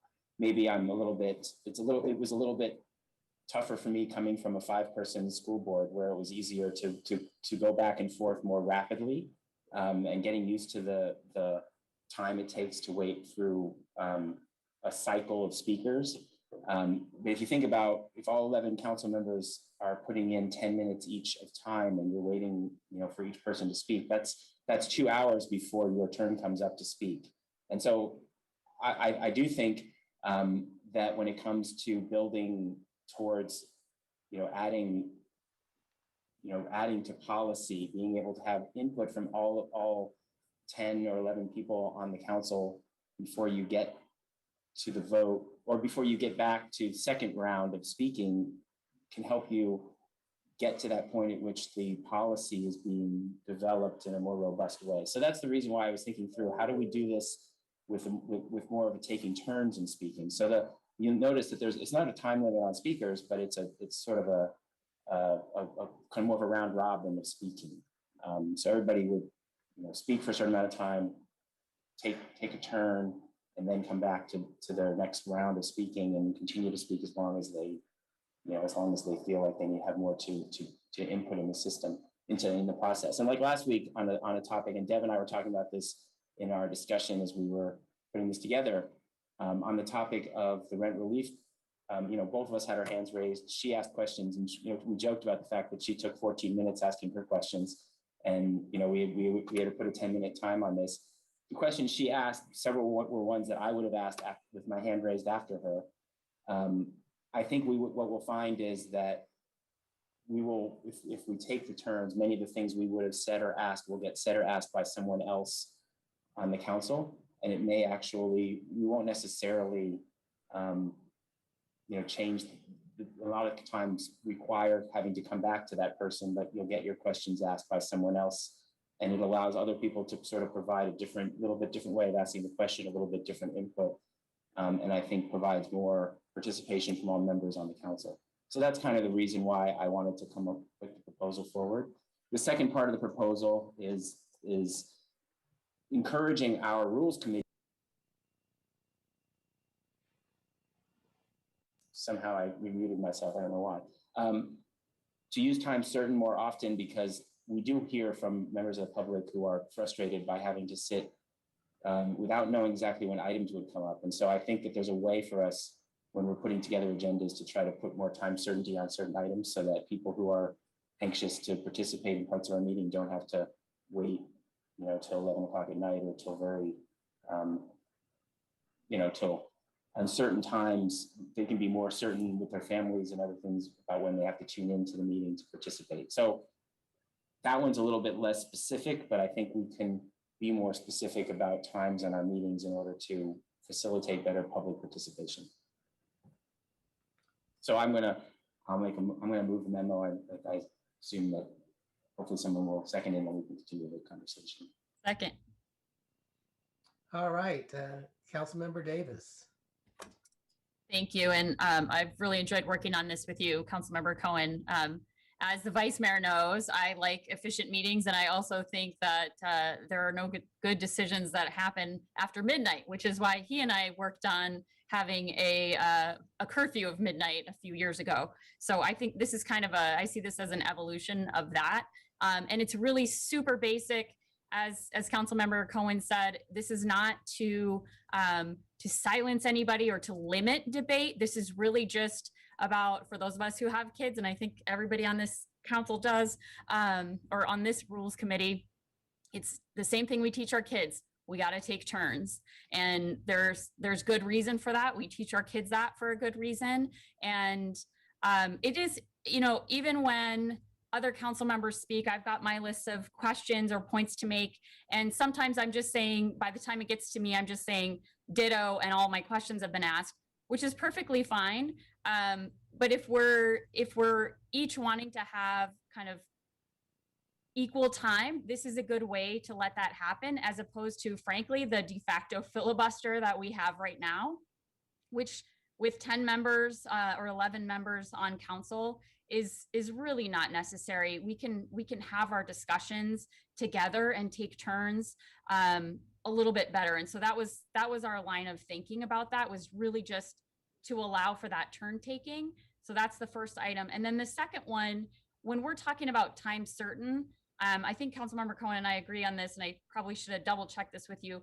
What we mean by time certain is a more deliberate time certain, as opposed to a not before. So that we're actually saying, when we say not before, that we're treating it more like a time certain, so that we, if we're 3 items away, we don't do those 3 items before. If we're 3 items away and it's 4:45 and we have a time certain at 5 for an item, that we actually go through one more item and skip 2 and get to the time certain item at 5 or maybe 5:05. I don't want the not before. Sometimes the not before is 2 hours, 3 hours later. That is not fair to our community who are just there for that one item. So we have to be more, I think we have to be more clear about our time certain and stick more closely to our time certain, so that we're actually, if we need to suspend debate on something to get to the time certain item, that we do that. We're going to be there until midnight. Everybody else doesn't have to be. Thank you, Councilmember Perales. Sorry, thank you. So I appreciate my colleagues' attempt here. I think we all recognize there are certainly meetings that have gone really late. There's certainly items. I think we've had community members waiting around quite some time, and it's certainly my goal as well to be efficient with my time. And I think that that's the goal, right, of our colleagues, is trying to get to resolution. But at the same time, I think, and I've been pretty consistent on my position on this, I feel as though, especially here, a city of over 1 million individuals, Paul Soto mentioned it, but we get a number of speakers that attend, and they get limited on each of these items at 2 minutes.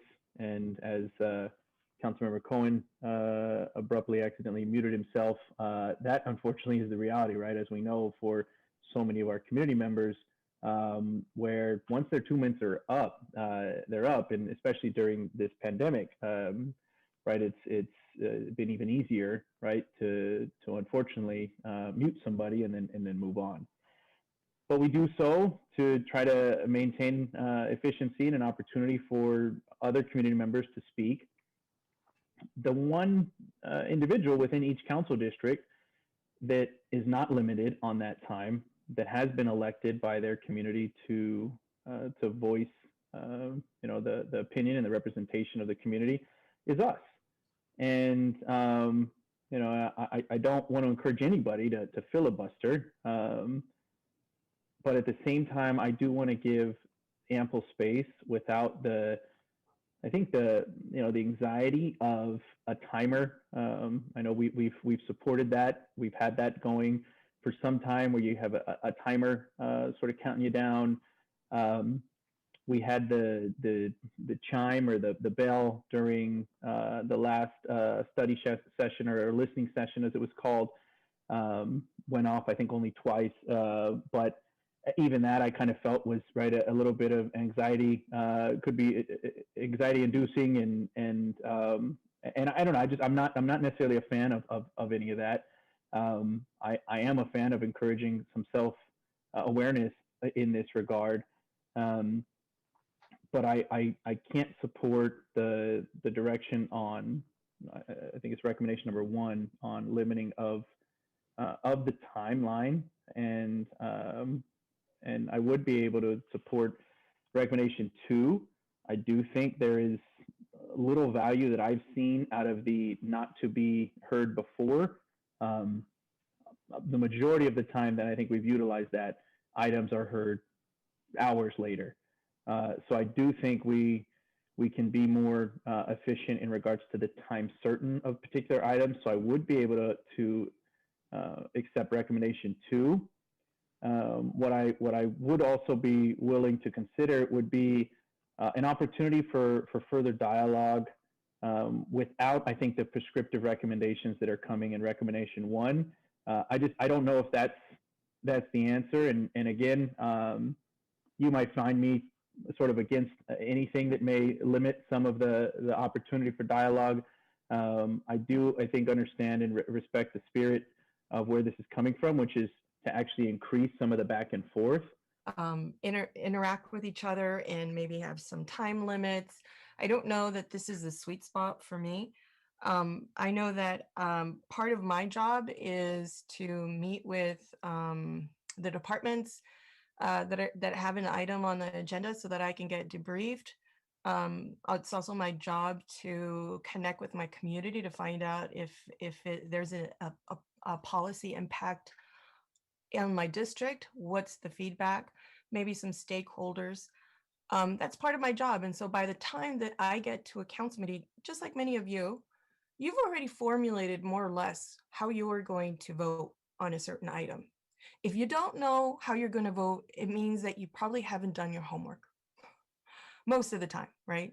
Sometimes it's because it's a very just, controversial item, and maybe something really allows you to understand the issue with a different perspective. But typically that kind of allowance is provided by our residents who give us these commentary that allows us to understand and appreciate issues in a very different way. And that's where I typically, if I'm not certain how I'm going to vote, I listen to the public and I listen to what they're saying. But I've already done my job in terms of listening to my residents and those folks who voted me in, and the stakeholders. And so for me, I don't find this an opportunity to debate any one of you. This is not a debate time. This is, for me, an opportunity for me to ask administration, who at this point we have very, who's very just thinly spread because of COVID. And even before COVID, they were just thinly spread. And so this is an opportunity for me to further my advocacy for my district. That's how I see this back and forth. And so I have some issues with this because, one, we might ask a question and administration may take quite a bit of time in answering. And so the clock doesn't stop ticking because of that. So that's one of the issues that I have with it. The second issue is that there's some items that may not be an interest to all of our council colleagues. And I'm going to give you an example just personally. I'm not going to pick on anybody else but myself. and that is the last childcare item. And no one else except for one council member, and I think it was you, Council Member Cohen, that had your hand up. And so that item, I took 30 minutes to talk about it, but it wasn't like I was talking for 30 minutes. It was, you know, a back and forth between staff and myself, because I wanted to vet it.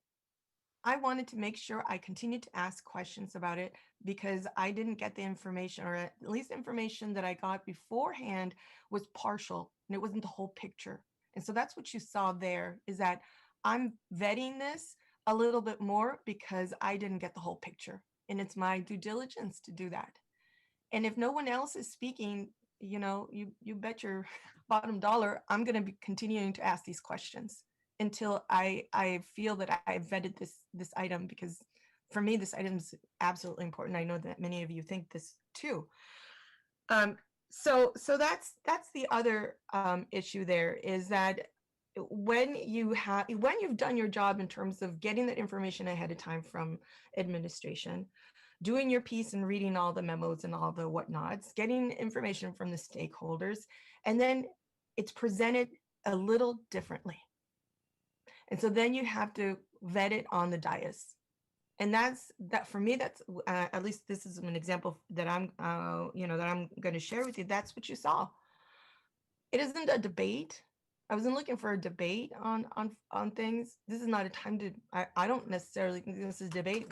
We don't debate things in order to represent our community. We advocate. And so for me, this does not make sense. Also, it doesn't speak to the time that that the answer time for the administration. If we drill a little deeper and we don't count the administration piece, I think that would be more effective. At this point, I'm not going to support it. Thank you, Councilmember Cohen.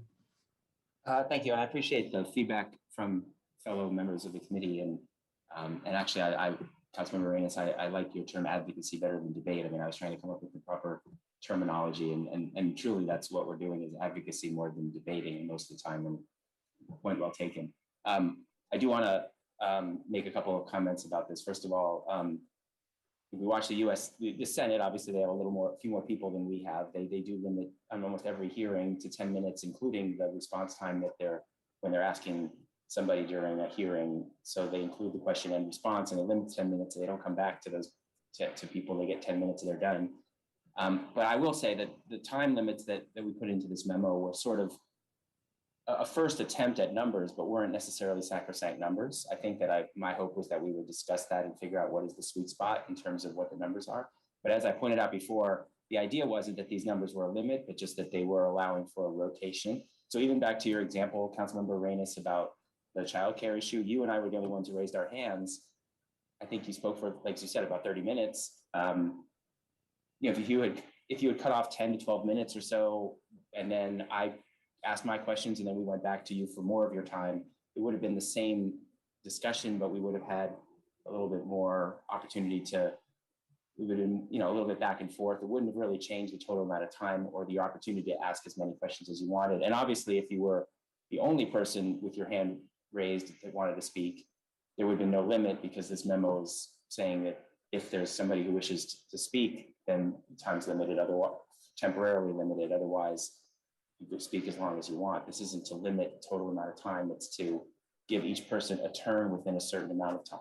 As we pointed out, assuming everybody on the council does want to speak on a topic, the time can add up quickly. And so it's an opportunity to let everyone have a chance within the first 110 minutes or so. And the way I look at it is that there's a little bit of leeway, obviously, for the person chairing the meeting to say, okay, they're in the middle of a specific line of questioning. We're not going to cut you off right at the moment. At 10 minutes, we're going to let this line of questioning complete and then move on to the next person. So I see this as a way of kind of allowing for some engagement, for some rotation of speaking, but not to limit the total amount of time we are advocating on behalf of our residents.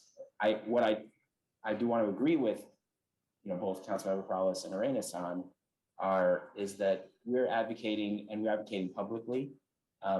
While it is our job to have those private meetings ahead of time with staff. And I think it's really important that we do that. We ask questions privately ahead of time.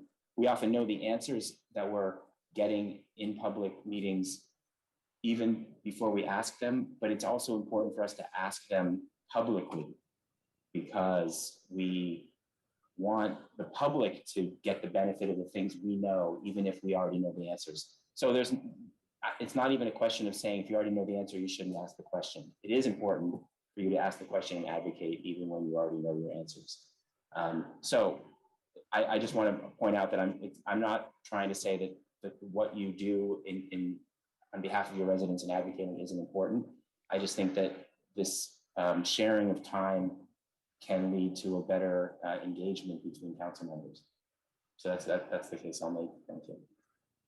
All right, Councilmember Arenas, you had your hand back up. Yes, I did. I had to have it back up. You know, I think it's, for me, first of all, the example that you gave, Councilmember Cohen, where, you know, the Senate floor has unlimited time for debate.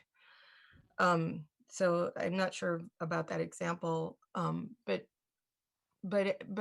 you know, going back to what I'm, and I appreciate the sentiment, but I'm going to go back to something that I think is a lot more important. Yes, and I agree with you that some of this needs to some of this conversation needs to be part of the conversation in the public, and that's why it takes a little bit more time.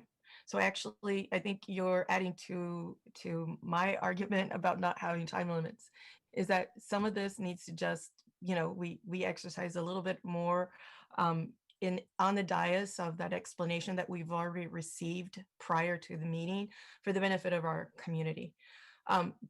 And so I agree with you. And I think that because of that, we actually need some additional time, not for our own self, but for the benefit of the residents.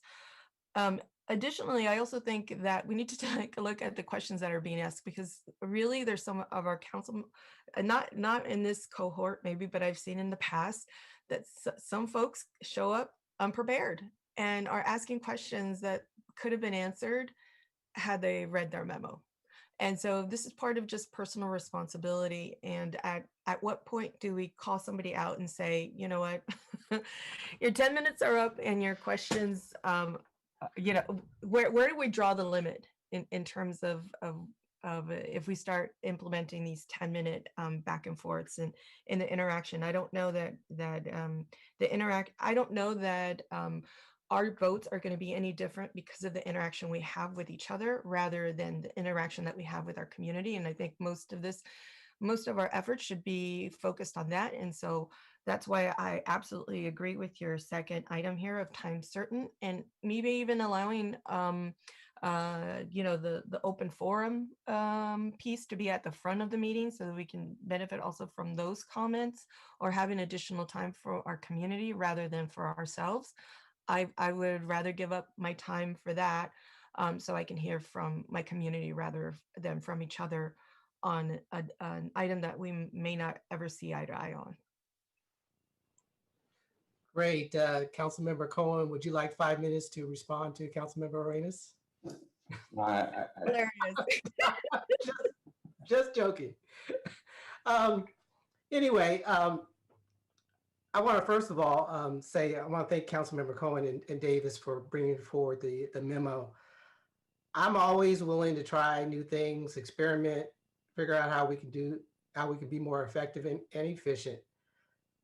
I also want to see a consensus around some of the things that we're trying to do. And obviously from this discussion, we don't even have a consensus on this committee. So I'm going to request that the maker of the motion take out the time limits in their memo and just move with the time certain portion. And we could always revisit these types of discussions in the future, but I'm not comfortable moving forward with that piece based on the dialogue and conversation that we just had. Go ahead, Councilmember Cohen. I saw Councilmember Morales' hand up before mine. I want to speak before mine or not, but I guess he beat you by a millisecond. So go ahead, Councilmember Morales. I'm fine to defer. I had a separate I- to what you just mentioned. So go ahead. Yeah, I Councilmember. mean, I think number 2 is fine. I mean, certainly, I think we can separate it, and I'll support number 2. The only reason I'm agreeing with you, I do agree with you that I don't want to do this without consensus. I think we can. What I would like to see potentially is that we move forward with it without necessarily saying that means it's going to go to the next round, except that we have time to then maybe get some more folks involved in the discussion to try to improve the proposal before we bring it to full council for discussion. And then if we don't have consensus, I'm happy to not, I'm not trying to impose something. I'm not trying to, I don't want to be, forcing something on the council people aren't comfortable with. But I also feel like maybe if we got more people involved in this discussion by moving it out of the committee and letting like a bigger group of folks on a Brown Act outside of here have input on what might be another way of go about this, or we don't have to pass it here. Maybe we can still do that, but I'd like to see if there's a way for us to come to some proposal that doesn't have maybe these specific numbers or has a different set of proposals that's going to give us a little bit more efficient process. And that's my hope. So, I mean, I'm willing to, maybe unlike you, Vice Mayor, I'm willing to pass it 3-2 here, not necessarily saying that I would pass it with a 6-5 majority or whatever on the council, but just so we can continue the discussion about this process. But if that's not what the will of this group is, then I'm okay. Again, like I said, this isn't because I want to. I think this is important. This kind of change in rules is important to have a consensus on. But I also don't know that I want to give up the idea of trying to have work to a better process collectively with all of us. So whatever you think is the way to do that, I'm willing to go along with. But if we want to separate the motion into 2 parts and support number 2, I think that we can easily do that for sure. So I'm willing to split it into 2 parts and then take those votes separately. So let me ask a process question. So if we approve the memo, I guess, Tony, this would be directed to you. If we approve this memo, then we're just referring it to council for a vote, or is this something that the Rules Committee can implement? Or I'm just trying to understand the process. I feel like this is more of an attorney question. Or Nora. Yeah. But sometimes you guys move things from rules to council for a full council discussion without necessarily endorsing it. You're just saying, we think the whole council should talk about it. Mm-hmm. But I think, and Nora would be the one who would correct me, I think these are also things you can implement. You guys have implemented the Rules Committee came up with the 15-minute rule that then applied to council. So I think you can implement these rules without it going to council, but you can also send it to council, and Nora can correct me if I'm wrong. Tony's correct. Yeah, so maybe the amended motion would be that I would move to, the amendment would be number 2 is implemented by Rules Committee. Number 1 would be moved to a discussion for the full council at a future date, depending on, when maybe a memo is written to put out on the full council agenda or something. Okay. I don't know exactly how to phrase that, but. We knew what you meant. Is that okay with the seconder? Yes. Okay. I think I'm frozen. Yeah, we heard you. All right, Councilmember Cohen, are you done? Yeah. Okay, so Councilmember Paulus, you have 5 minutes to provide your response. And Chair, can you repeat at the end? Can you repeat that motion? But once Councilmember Perales is done, I'm willing to wait. Okay. Yeah, thank you. And I actually will get clarification on the motion now myself. So you're, I guess, did you bifurcate the 2, or are you still moving forward with the same motion and now just referring recommendation 1 for further discussion at the full council? That's basically what I'm doing. Yeah, number 2 would be implemented. Number 1 would be further discussed and wouldn't be implemented until the full council would weigh in. Okay. And I guess my I know staff didn't give a response on like an early consideration because this doesn't require any, staff time or analysis. If indeed we were to stick with the direction that you had in your memoranda, that had the specified sort of time limits and how to work that as a function, that would really just be up to the council and the mayor as he's running the decorum of the meeting. But if instead we decide to go to the council and sort of open it up for discussion on what we may do differently, I don't know if that, what that might entail. And I would just be, I guess, kind of interested in what suggestions might be coming forward and what, if anything, would require staff time. I'm not thinking anything would, but that was just one concern that I had. I'll consider that new motion momentarily. I did want to highlight, and I don't think I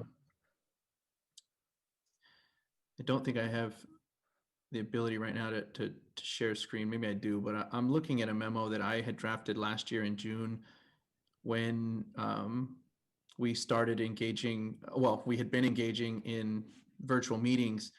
And because we hadn't done that before, there were a number of things that we were hearing as feedback from the community that could help make the meetings, more easy to participate for our community members, easy to understand, more easily for them to understand when items were coming up, and so just a number of things. And I put forward a list of recommendations. A lot of them that the clerk's office was able to do, some that the mayor was able to do, some that the mayor's team has been able to do. It was just a lot of different efforts.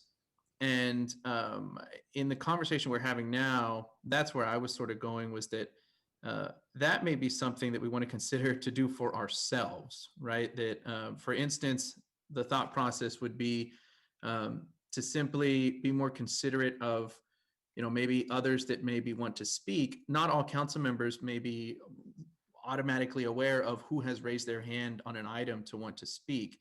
And as you and Councilmember Cohen, yourself and Councilmember Dennis were just talking about the one particular item where you two were the only two that wanted to speak. That may not always be the case, where we know sort of who's in the queue. And it could be as simple as the way that the mayor has done it in the past, where when we used to be in person and he would kind of list off, here's who's next in line. Something that simple of a measure the mayor could take that would say, okay, we have so-and-so and so-and-so and so-and-so in line to want to speak on these items. He's done it before, just, I think, as a matter of sort of a reaction or habit, but it's not something that we regularly do. That's where my mind is going, just in the discussion that we've been having, because what I'm thinking of is trying to get to the same sort of, solution that you're getting to, but without having that, arbitrary time limit as part of it. I do think that requires further discussion. And so, I think I still couldn't support the time limit that is within, and I think the sort of the recommendation one, right? The initial 10 minutes and the successive rounds of 5-minute increments. I don't mind having a further discussion with this or about this with the full council. So I'm comfortable if we move it forward to the full council for discussion. I would like to just have it be specific in the language that it's not that recommendation that's going forward. And so we don't have right now, based on your comment, we don't have new language for recommendation one. So I just want to ask, could we clarify that what your recommendation one would be, that we're moving forward to the full council, just so that's clear, that, and it's reflected in the minutes, and that this. Yeah, I will just say the recommendation one will be rethought before brought to the council without the specific, potentially with different recommendation than it's in it, or with more open language, so that it will be more of an open discussion without the specific numbers there. I mean, that to me, I'll take that as a friendly amendment, that the specific language is not necessarily a specific recommendation being approved, but that the general spirit of it is what's being approved with an open idea about what the final version will be. And to be frank, my goal is to put together a potential group of folks who will talk about it before it comes to the council then, to potentially maybe even refine the language and even rewrite number one. So, I mean, without specifically saying who yet would be part of that, you know, we'll maybe get some folks who really have interest in being part of that together to come up with something that would be more palatable and more potentially agreeable as a starting point for that discussion in front of the council. So I'm at least from my view, I mean, Councilmember Davis was part of this too, so I can't speak for her, but from my perspective, the way I say is moving forward is I think people would want to be part of that conversation and try to come up with language that would be more agreeable and as a starting point, and then the council would have to talk about it and maybe even amend it further. I'm not against amending it. I didn't expect, to be honest with you, I didn't expect it would leave this committee exactly as it was written here without amendment. That wasn't my goal coming in, was that I was going to put, that the two of us were going to put these numbers in, it was going to get agreed exactly as written, and that was going to be the final set. It was a starting point for conversation with potential thought.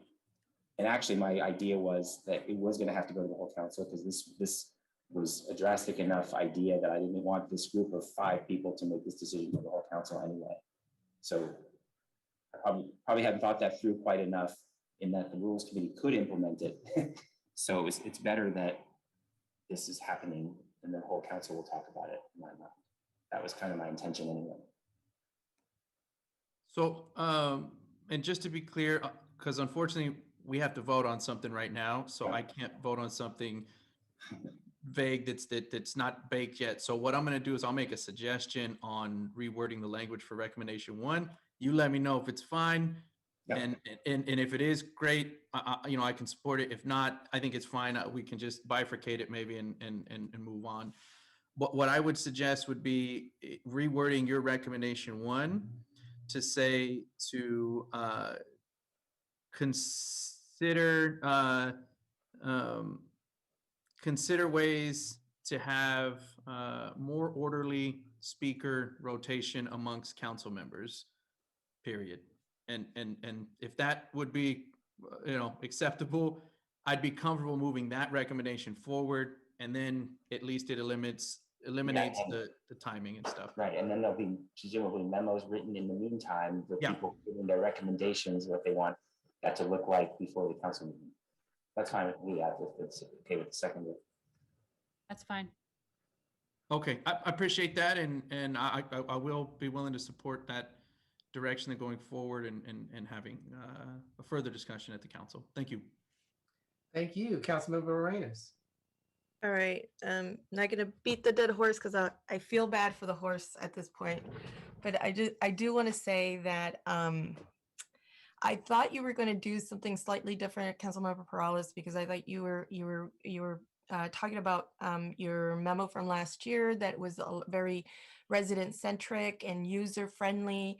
And I really think that this is a shift that we need to create, is to provide more time for our residents to give us their input during the meetings. And if we increase their speaking time, it really reduces our speaking time because there's only so many hours of the day that we can actually utilize, right? But what we end up doing is, because we speak so long, we end up cutting their time to 1 minute. And so I really want to see this more resident driven, more resident input driven. I guess I can support this very, it's a very, very general, this rewording that you have to consider having a more orderly rotation. But I still think if it's focused on the wrong, for me, in my perspective, it's focused on the wrong issue. And the issue is not so much, I think the issue is that we don't hear enough from our residents and too much from ourselves. And so say we have an orderly rotation discussion that we can, find some way to agree on this. We still haven't solved that issue that you brought up, Councilmember Perales, and what I wanted to focus on too is that input from our residents and being user friendly and really listening to them and giving them that opportunity. That's still on, that goes to the wayside. And so I'm not sure how we can capture it here. We are the rules committee, so we can decide here. We don't have to take it to council to decide any of this. Even item number 2 is already written in the resolution for the rules committee. So we're adopting something that's already in effect, in place, right? So we don't really have to adopt that anyways. I don't know. This is, for me, missing the mark in terms of resident and user friendly that you were focused on, and that I was hoping that we would kind of shift on. And I don't know if I really want to take this to the council, because as you all have seen for the past 4 years, what happens when we take this kind of item out there, it isn't any good for any one of us, nor for our community. We have a really packed, agenda because of the pandemic. I'm right now, I'm still stuck on, I don't want this to go to the council. I think that we've decided that this is not what we like. I don't know that engaging anyone more is going to find the right solution. I just don't think we're there yet. So actually, I'm not going to support the motion on the floor. I'm going to only support item 2, but only because it's already in place. Okay, thank you. So, Councilmember Perales, is your desire to have the motion bifurcated, or do we want to go with the motion that's on the floor? I'm now fine with supporting the whole package, but it sounds like Councilmember Arena still would only like to support item number 2. I think it's easy enough if the maker of the motion is willing to bifurcate it, we can at least allow for that to happen. Well, if we have votes to do the whole package, 2 will get adopted too, right? So I mean, let's just take the vote and move it forward, and then see what happens with the second part later. I mean, nothing's coming to council. This isn't going on next week's council agenda or anything yet. So I want to just call the question and take the vote and move on. All right, Tony? I'm sorry, so that's taking the vote on both items together. Yeah, leaving it with, as amended by Councilmember Perales, with very general language on one. All right, thank you. Before I take the vote, timing of this, I know we have a couple very, when can we bring it back? Let's on a date that's light and work with the city manager's office, because this is going to generate a lot of discussion. Yeah, and so from my perspective, it's not time urgent, so it'll probably it can be flexible when it comes back. Okay. And I don't think we have to have put it on a really busy agenda. I'll Okay, thank you. March 2025. Okay, Arenas. Second. So now the vote. Arenas? No. Cohen? Aye. Davis? Aye. Perales? Aye. Jones? Aye. Thank you. All right. Now we're on to open forum. And let's see.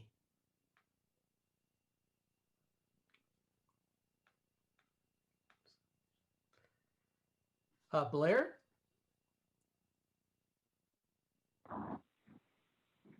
Hi, can you hear me? Yes, we can. Thank you. Thanks for the meeting today. Good luck with this item. It's about the ideas of stepping out of our normal ways of thinking. We're at a time we can really do that and do this. And, I wanted to thank yourselves. Part of my public record letters today were about, I wanted to thank you for the meetings that we had a few weeks ago, council meetings that you spelled out how you want to work the ideas of equity and reimagine. And we basically did that today with the anti-Asian sentiment that's going around and how we want to address that right now. It's anti-Asian sentiment and anti-elderly sentiment. We want to address that, and I thank you for that. And that is simply equity and reimagine. They're the best parts of ourselves. We shouldn't be afraid of those things, and you're allowing that conversation to happen. Thank you. It is exactly the kind of things that the Trump troop needs to hear and needs to understand they can be a part of for our future. And if this is our good future, we can all develop together. And I think it is that future that's going to have to hold the former president accountable for his actions. He was way misjudged the situation, and he has to be held accountable for that for the next few years. With that all said, I spoke in planning today that it's really important that the city of San Jose learns to line up with telecoms that their new 4G and 5G they're installing, that notifications are clear and understandable to the public, and they have a chance to appeal the process. That's really, really important. And I hope we can do that. I'll be asking more how to do that and if that's being done. If I have time to conclude really quickly. No, thank you. Thank you, Blair. Paul? Yes, good afternoon, Council. Thank you for a very fruitful, very progressive conversation around a lot of things. But what I'd really like to point out is I really appreciate Council members Perales and Arenas, your sensitivity around understanding what your role is with respect to government and with respect to the representative government that we have. We go to the ballot box and we vote for a person, and then we are counting on that person to sit in the place of power, but you exercise power, but it's actually it's a servant's position. And that we hear back to us articulated from that position of influence and power, our needs and what we see reflected in our community. And so your astute understanding of that necessity to within the context of public discourse, that you understand that. I mean, that really like inspires me to continue to come back, because I see that kind of sensitivity and I want to invest in that and do what I can in my small part of the world to amplify that and to advocate for that. That yes, there are limitations to what government can do. However, you're not in these meetings. I hear them fight. And so I advocate on behalf of the political structure in my circles. And so in that symbiotic relationship that we have, we can amplify each other's ability to advocate for the needs, and then also humbly understand that there are limitations to it, but at least have the humility to understand that, accept that, and then come back, because lives are literally at stake and lives are impacted by the decisions you make. So really, thank you for a good meeting today. Thank you, Paul. Meeting is adjourned.